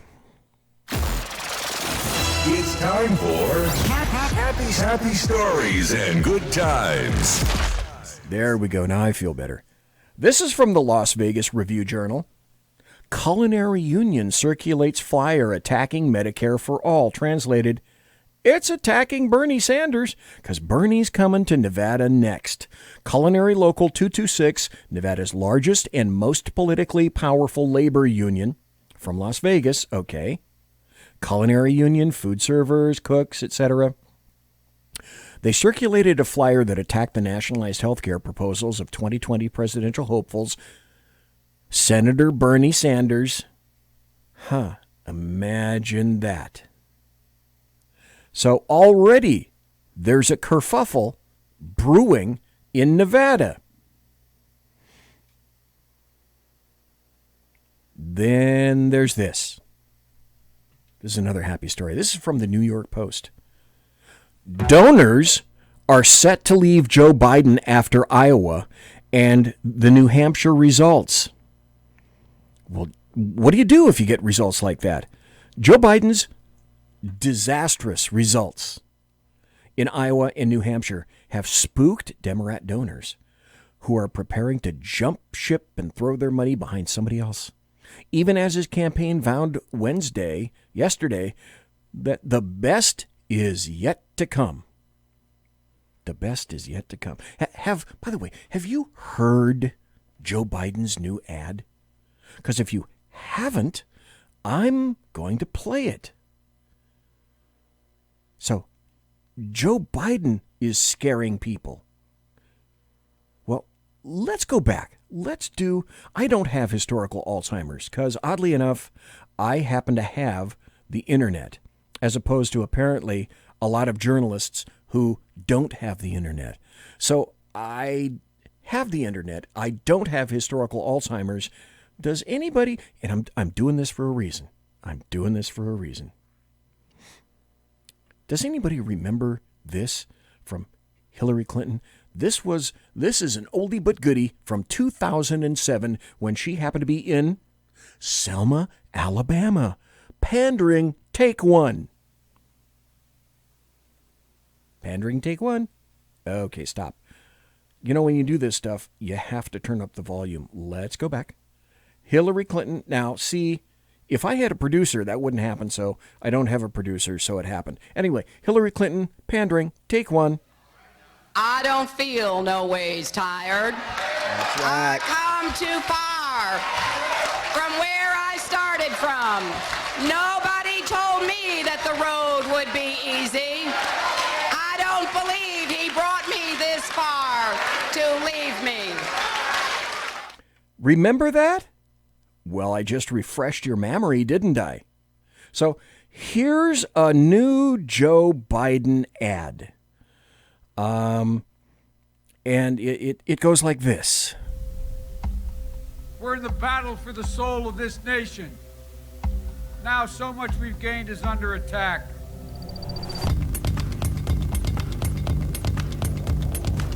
Go, Joe. We have a tremendous opportunity to take the next great step forward. We don't feel no ways tired. We've come too far from where we started. Nobody told me the road would be easy, and I don't believe he brought me this far to stop now. If you don't like what's going on in this country, you only have one thing to do. Work. Together we can and will win. Let's take back this country now.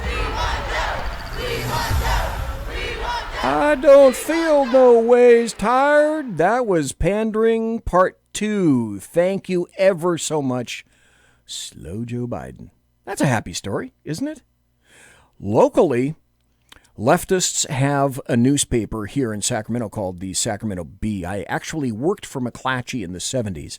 I worked for KFBK, and that was part of the McClatchy organization back then. I couldn't even tell you if it's part of the McClatchy organization now. It may be. But they owned an assload of newspapers to include the Sacramento Bee, the Fresno Bee, and a bunch of other newspapers all up and down California. And I think they also went national as well. Now, Sacramento-based McClatchy files bankruptcy protection. Oh, now if I only had a sound effect of an audience going, McClatchy, the publisher of the Sacramento Bee and other newspapers across the country, is filing for bankruptcy protection, the company announced Thursday, today. The company's newsrooms, which include the Modesto Bee and the Fresno Bee, those are two towns in California, spell it with a K, will continue to operate as McClatchy reorganizes under Chapter 11 bankruptcy protection. McClatchy, which is based in Sacramento, said it received $50 million debtor in possession financing. So how did they get there? Well, if you happen to pick up the Sacramento Bee, if you go to SACBEE.com, you can see that there is no such thing as a news article in SACBEE.com. They're nothing but SJW social justice warrior opinion pieces cloaked in news. Here's another happy story.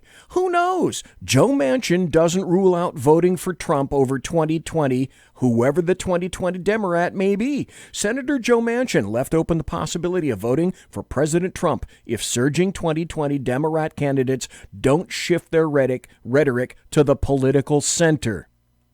I don't know. That sounds like a happy story to me. And I already mentioned this. DOJ prosecutors resign after the top brass reverses the course on the Roger Stone sentencing. That's a happy story. Here's another happy story. This one would not have occurred under the DOJ had it been under, I don't know, say Hillary Clinton.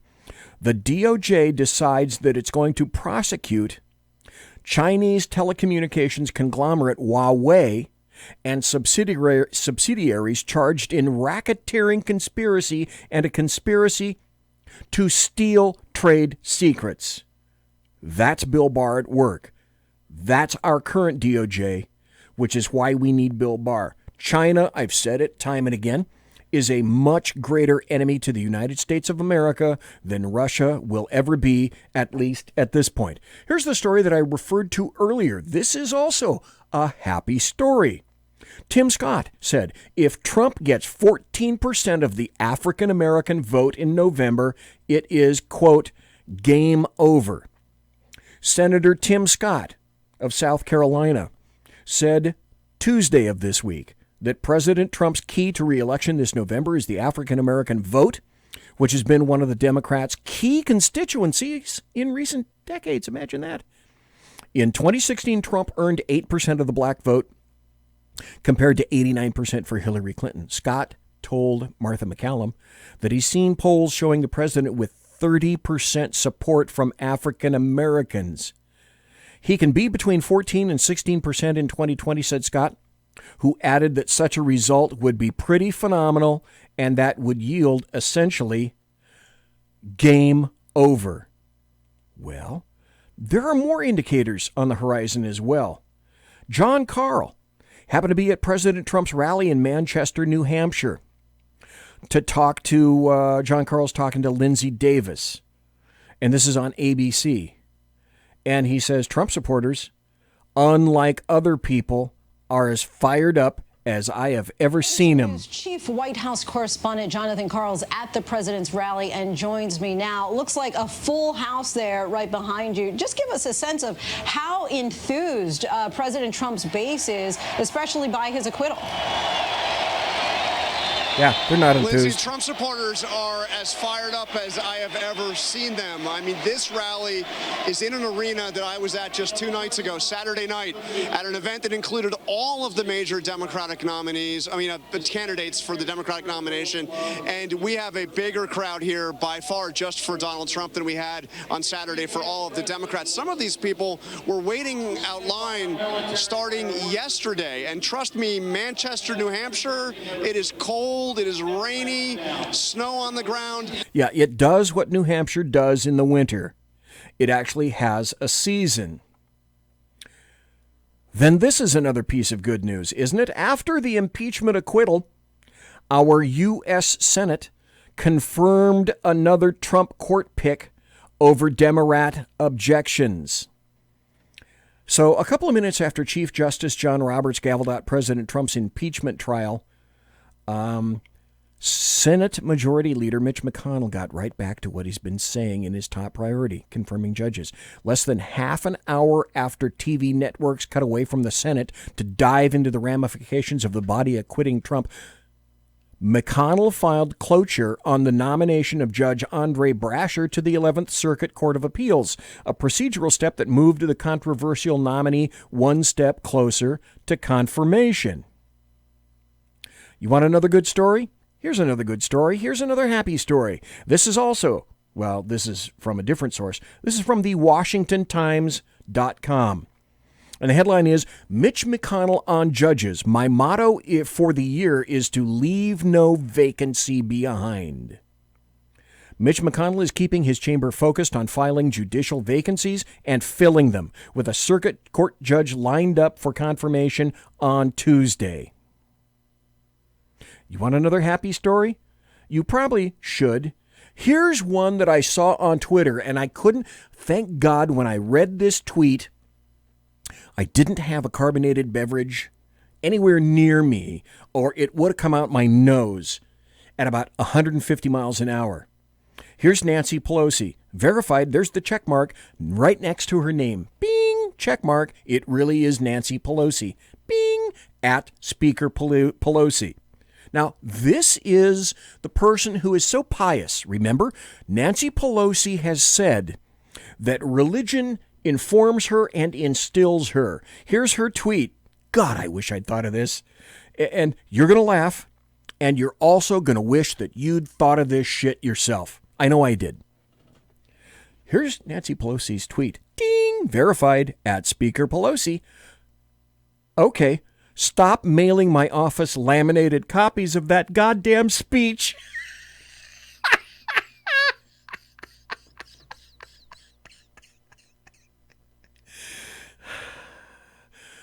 You can't write this stuff.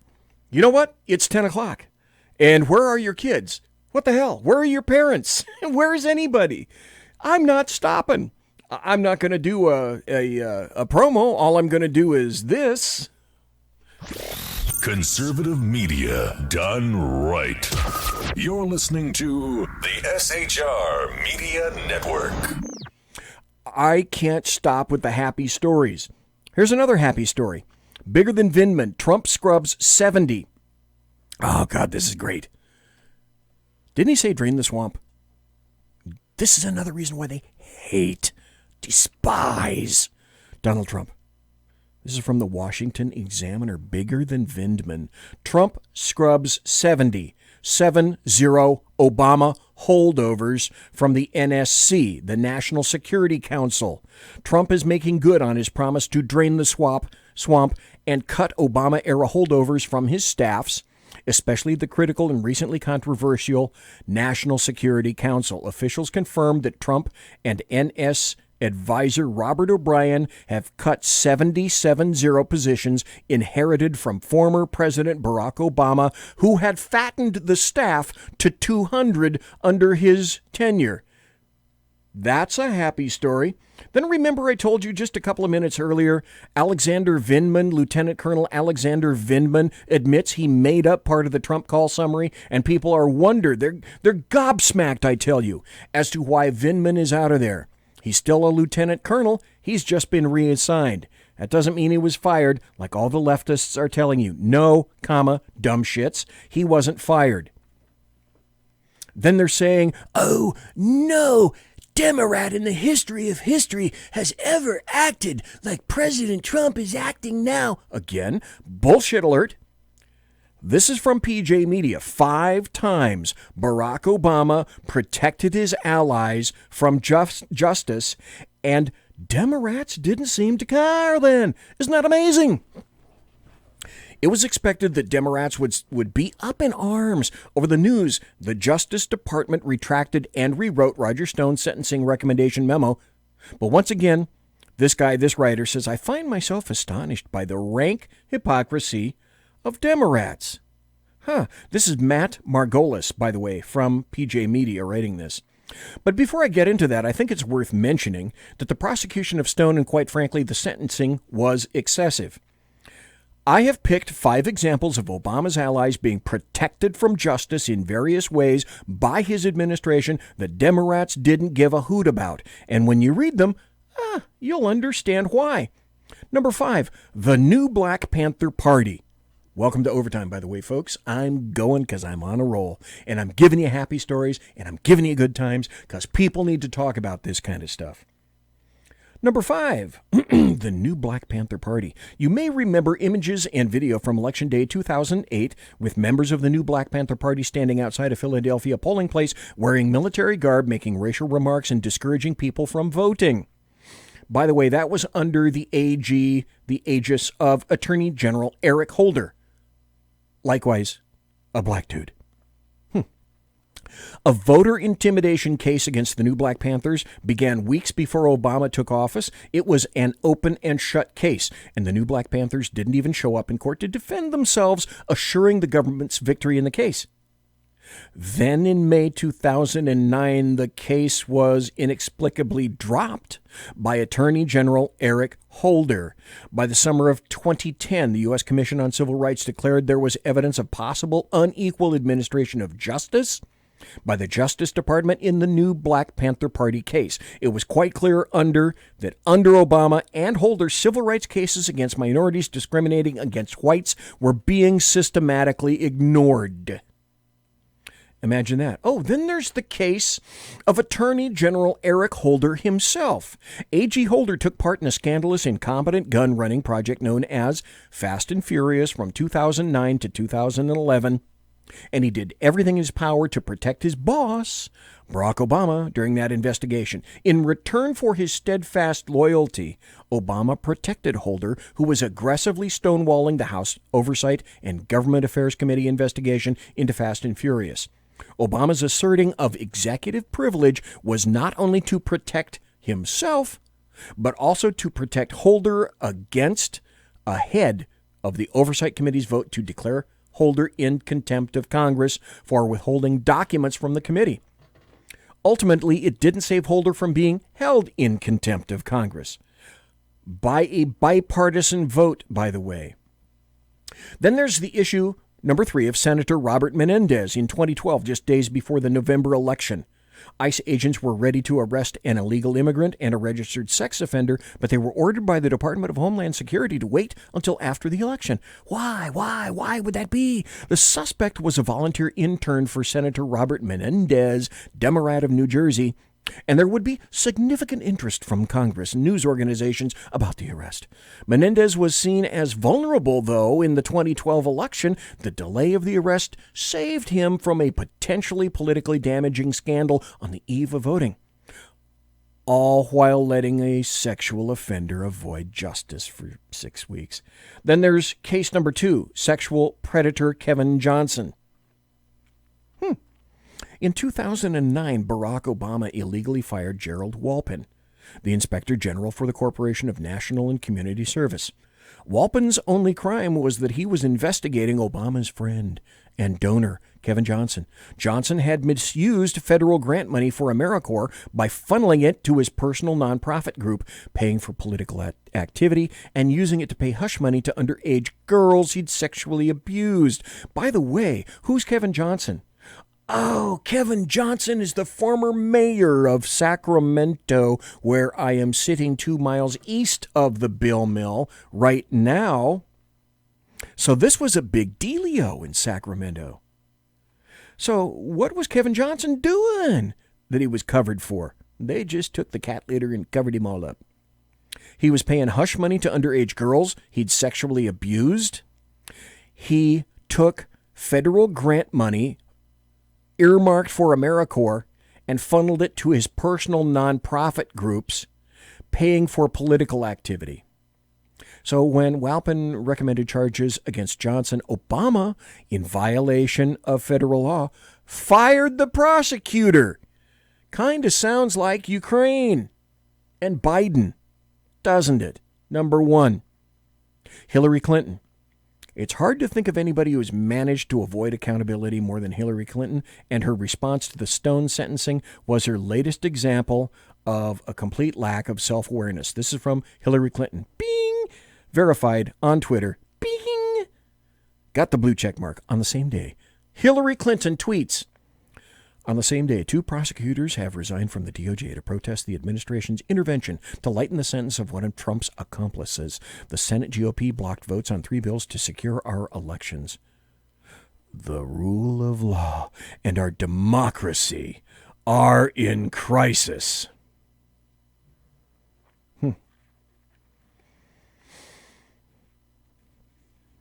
Hold that thought for Hillary. Let's talk about this one. This is a happy story. I don't know. Do you want to hear this again? I do, because I just kind of like this. What time is it? Conservative media done right. You're listening to the SHR Media Network. Yeah, but what time is it really? It's time for happy stories and good times. This is from the New York Post. President Trump's budget calls for $11.7 billion in foreign aid cut. President Trump will move for a dramatic $11.7 billion cut in foreign aid in his annual federal budget set to be released this week. The proposed 21% cut is in line with Trump's America First mantra and will be achieved largely by scrapping economic development aid to other countries, officials said. That's a happy story.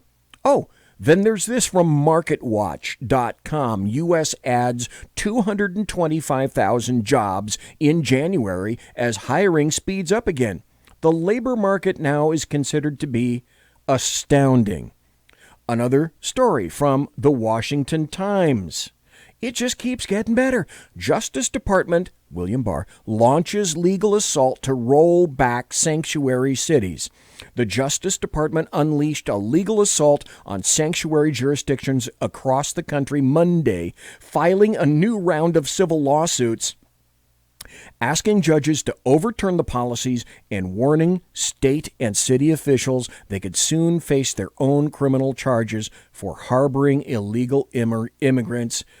Doesn't that fall into the category of it's about time for you? Yeah. Then MSNBC's Chuck Todd now is under fire for thinking and suggesting that Sanders supporters are a digital brown shirt brigade. Well, Chucky, can we listen to Chuck and see what he says? He reads from, a Bulwark Online piece talking about Bernie Sanders as supporters and his supporters, and nobody has seen supporters like this. Well, let's see if we can get Chuck to talk here in just a second. Chuck, are you there? Oh, Chuck, I can't get you to speak. Chuck? Are you there, Chuck? Okay, I can't get Chuck to talk. Anyway, he called Bernie Sanders supporters a digital brown shirt squad. That's a reference to Hitler, as if you couldn't tell, as if you didn't tell. Here's another one. This past Sunday. I keep going. I got a million of them. I'm not done yet, folks. There's an assload of happy stories here, and I'm pumped up. You're going to hear them all. Academy Awards ratings set new record low. 2.9 million viewers under 2018. I'm not going to play their speeches because their speeches are crap, and you know what they're going to say. However, that is most a happy story. Here's another one from Yahoo News, of all places. A new poll just gave Trump the highest economic approval rating of any president in the last 20 years. You going to hear that? Anywhere? On the American media maggots? At all? No. You're not going to hear that at all. Period. End of statement. Then in Virginia, let's travel over to Virginia. The Virginia House passed a ban on AR-15 style rifles, suppressors, and high-cap magazines. And then this should be no shock when law enforcement focuses and forces Americans out onto the street as their anger erupts. And listen carefully to what these guys are saying. You just made me a felon. This is not right.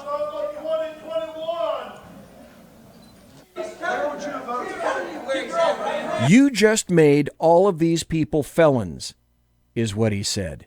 And rightly so. American law-abiding people were just made felons at the drop of a pen. Here's another happy story. Christopher Wray said FBI agents involved in the FISA debacle have been referred to the Bureau's disciplinary office. Oh, shit. Way past due.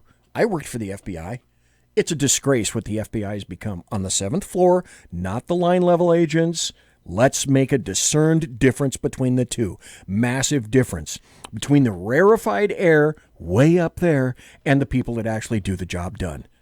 FBI Director Christopher Wray said yesterday, the FBI agents involved in the surveillance of Carter Page, who are still at the Bureau, have been referred to the FBI's OPR. They call it the OPR. It's like IA, Internal Affairs. Only the OPR stands for the Office of Professional Responsibility for possible disciplinary action. But then, do you guys remember this at all? Because remember I said I'd be referring to Hillary Clinton again? Well, this article came out in 2019, and I bet you didn't hear about it. It's from Investors Business Daily. FBI officials wanted to charge Hillary Clinton, and as it turns out, they should have. That was admitted. Now that's under Wray, not Comey. Under Wray, this information came out. It would not have come out under Comey. Had somebody been stupid enough to leave Comey in there. The plot thickens in Russia And it will all. I still say the stuff with Russia, we're still looking at the tip of the iceberg. It thickens, it never thins. Now, contrary, we're discovering to everything that Jimmy the Leak Comey said, that top FBI officials wanted to charge Hillary Clinton for criminally misusing her homebrew email server and compromising American secrets. The lies are continuing to unravel. So what is this? This is the deep state on steroids. Now, if William Barr decides that he's going to clean house, and I certainly hope he does, he's going to have his hands full. Because now it has come out that top officials wanted to charge Hillary Clinton for criminally misusing her homebrew email server and for compromising America's secrets. I knew back then in 2016 that when James Comey said that, I can't recommend anything against Hillary Clinton because she didn't have intent. Well, I happen to know the law. And I happen to be familiar with the USC, the United States codes that were involved in that. And there are two categories and classifications of crime in state penal codes and also under the USC. There are crimes of general intent and there are crimes of specific intent. And he said, James Comey, Jimmy the Leak Comey said, Hillary Clinton did not design the specific intent to fill in the blank because there were a number of USCs applicable to that. Guess the fuck what? None of those crimes were crimes of specific intent. They were crimes of general intent. A crime of specific intent has this written into it. And you can read it. Anybody can read it. It'll be blah, blah, blah, blah, blah, blah, blah, blah, with the intent to da-da-da-da-da. The crimes enumerated by Comey were not crimes of specific intent. At that microsecond, I knew that Comey was lying his ass off. And if he's lying his ass off then, he's lied before and he will lie again.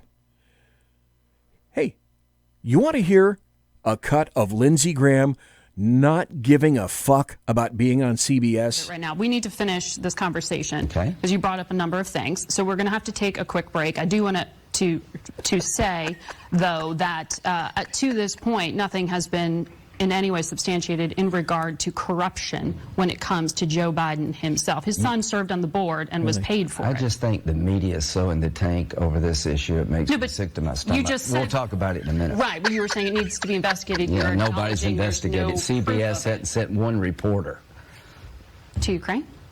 Yeah, I don't think you take it seriously. We are. That's why we're taking a break. I'm coming back to talk to you about it on the other side of it. So She's stay with laughing us all about it. Yeah, Lindsey Graham, not Karen. Jesus. Also, there is video, I should say, of asylum seekers that are boarding deportation flights from South Texas to Central America. I say, bye-bye. Don't let that big aircraft door hit you in your ass on the way out. And then Mittens Romney. He's facing party scorn and isolation after the impeachment vote. He is ostracized. Somebody, I don't remember who, was talking to Mittens Romney not terribly far ago, about a week ago, about Romney's upcoming vote he's going to vote guilty on Article 1 of impeachment, which he did. And Romney said, whoever he was talking to said, you realize this means war. You ever hear my intro? My intro says, you realize, of course, this means war. Romney, this means war. Chronologically speaking, let's go back to Mitt Romney. Let's remember that Mitt Romney was the butt of jokes from the Democrats. Oh, he killed the dog on the top of his car. And so remember when Senator Harry Reid came out and said, I abjectly lied about Mitt Romney because I wanted to make sure that he was killed and got shot down in flames.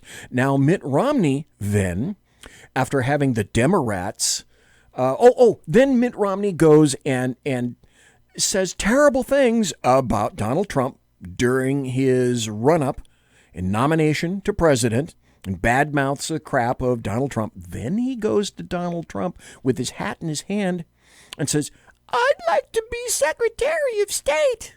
No, do you remember? That went to Rex Tillerson. So then he's all butthurt now, Mitt Romney, and this vote is Mitt Romney. This is some get back at President Trump. Now, Mitt Romney, he's going to have a long road to redemption with the GOP. And he was kicked out of CPAC, by the way. I should tell you, he's not going anywhere. He's not going to CPAC because specifically Mitt Romney got disinvited. Remember this from CNBC. Trump wins appeal in case where Democrats sued him for allegedly violating the emoluments clause.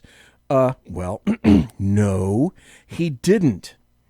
Then this is a great audio cut. This is almost 2 minutes, right around in there.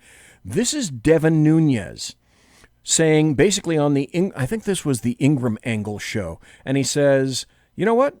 Am I going to talk to the socialist-controlled media anymore? He actually had a speech. He was going to go out there and give a speech.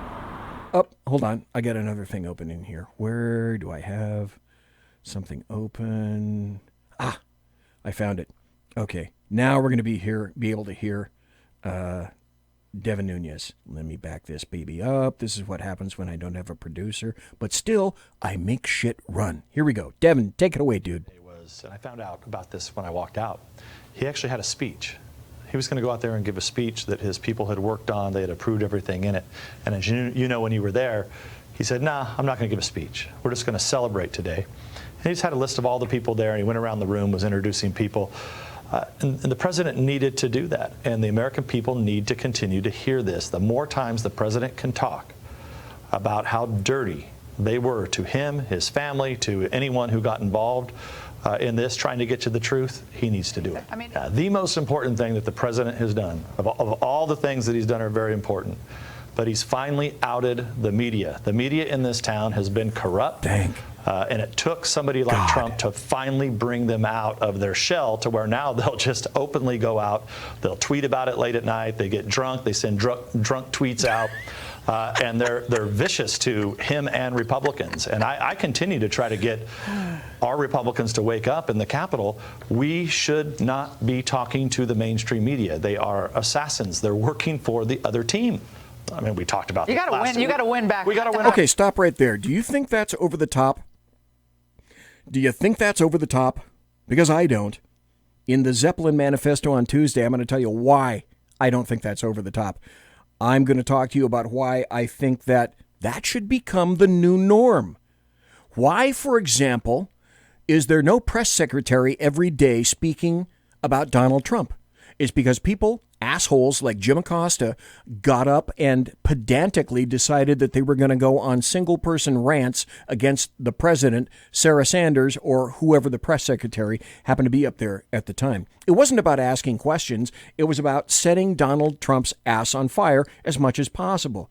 Well, that's one of the reasons Donald Trump took to Twitter, is so that he can get to the people directly, and he kind of doesn't need a daily press briefing anymore, and that's one of the major reasons he doesn't have one. Then there was this. The Democrats, remember? They went to Twitter and Facebook, and they wanted Twitter and Facebook to take down the edited video of Pelosi ripping up the State of the Union speech, which was posted by Trump because she ripped up the State of the Union speech. And guess what? For once, Twitter and Facebook said, no.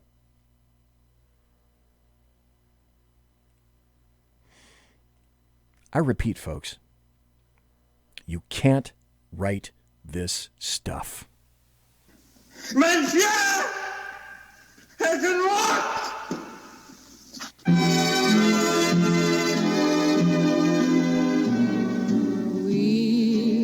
Ladies and gentlemen, boys and girls, children of all ages, thanks for listening to the Bloviating Zeppelin's Berserk Bobcat Saloon radio show, live and direct right here on the SHR Media Network. If you want to contact me, you can find me on Twitter at bzepp and on my blog at bloviatingzeppelin.net. Promotional consideration is by the Lockheed Martin Skunk Works, Shure, and Electro Voice microphones and Arrakis boards. Ooh, and also Pratt & Whitney engines thrust. You can trust. Tiaras are by My Little Pony. Thanks to my personal KC-135 Kettle One refueling team with whom I shall be consorting in less than an hour. Thanks to you for listening live. Thanks to Ralph Chittams in the first hour. I want to thank everybody for being in chat. Thanks for listening in the podcast. I appreciate each and every one of you folks for taking the time out of your busy day, specifically your night, to be here and listen to me. Tuesday night, next Tuesday, the Zeppelin Manifesto, be here. Have a great weekend. Oh, Monday's a holiday, at least in the state of California, spell it with a K. But I will see you Tuesday night. God bless, take care, be safe, everybody.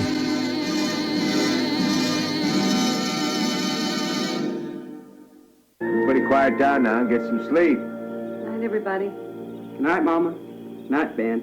Good night, everyone. Good night, Mama. Good night, Daddy. Good night, children. Good night, Daddy. Good night, Elizabeth. Good night, John Boy. Good night, Jim Bob. Good night, Jim Bob. Good night, Jim Bob. What's going on? I was asleep. What's everybody doing? Good night. Good night, Jim Bob.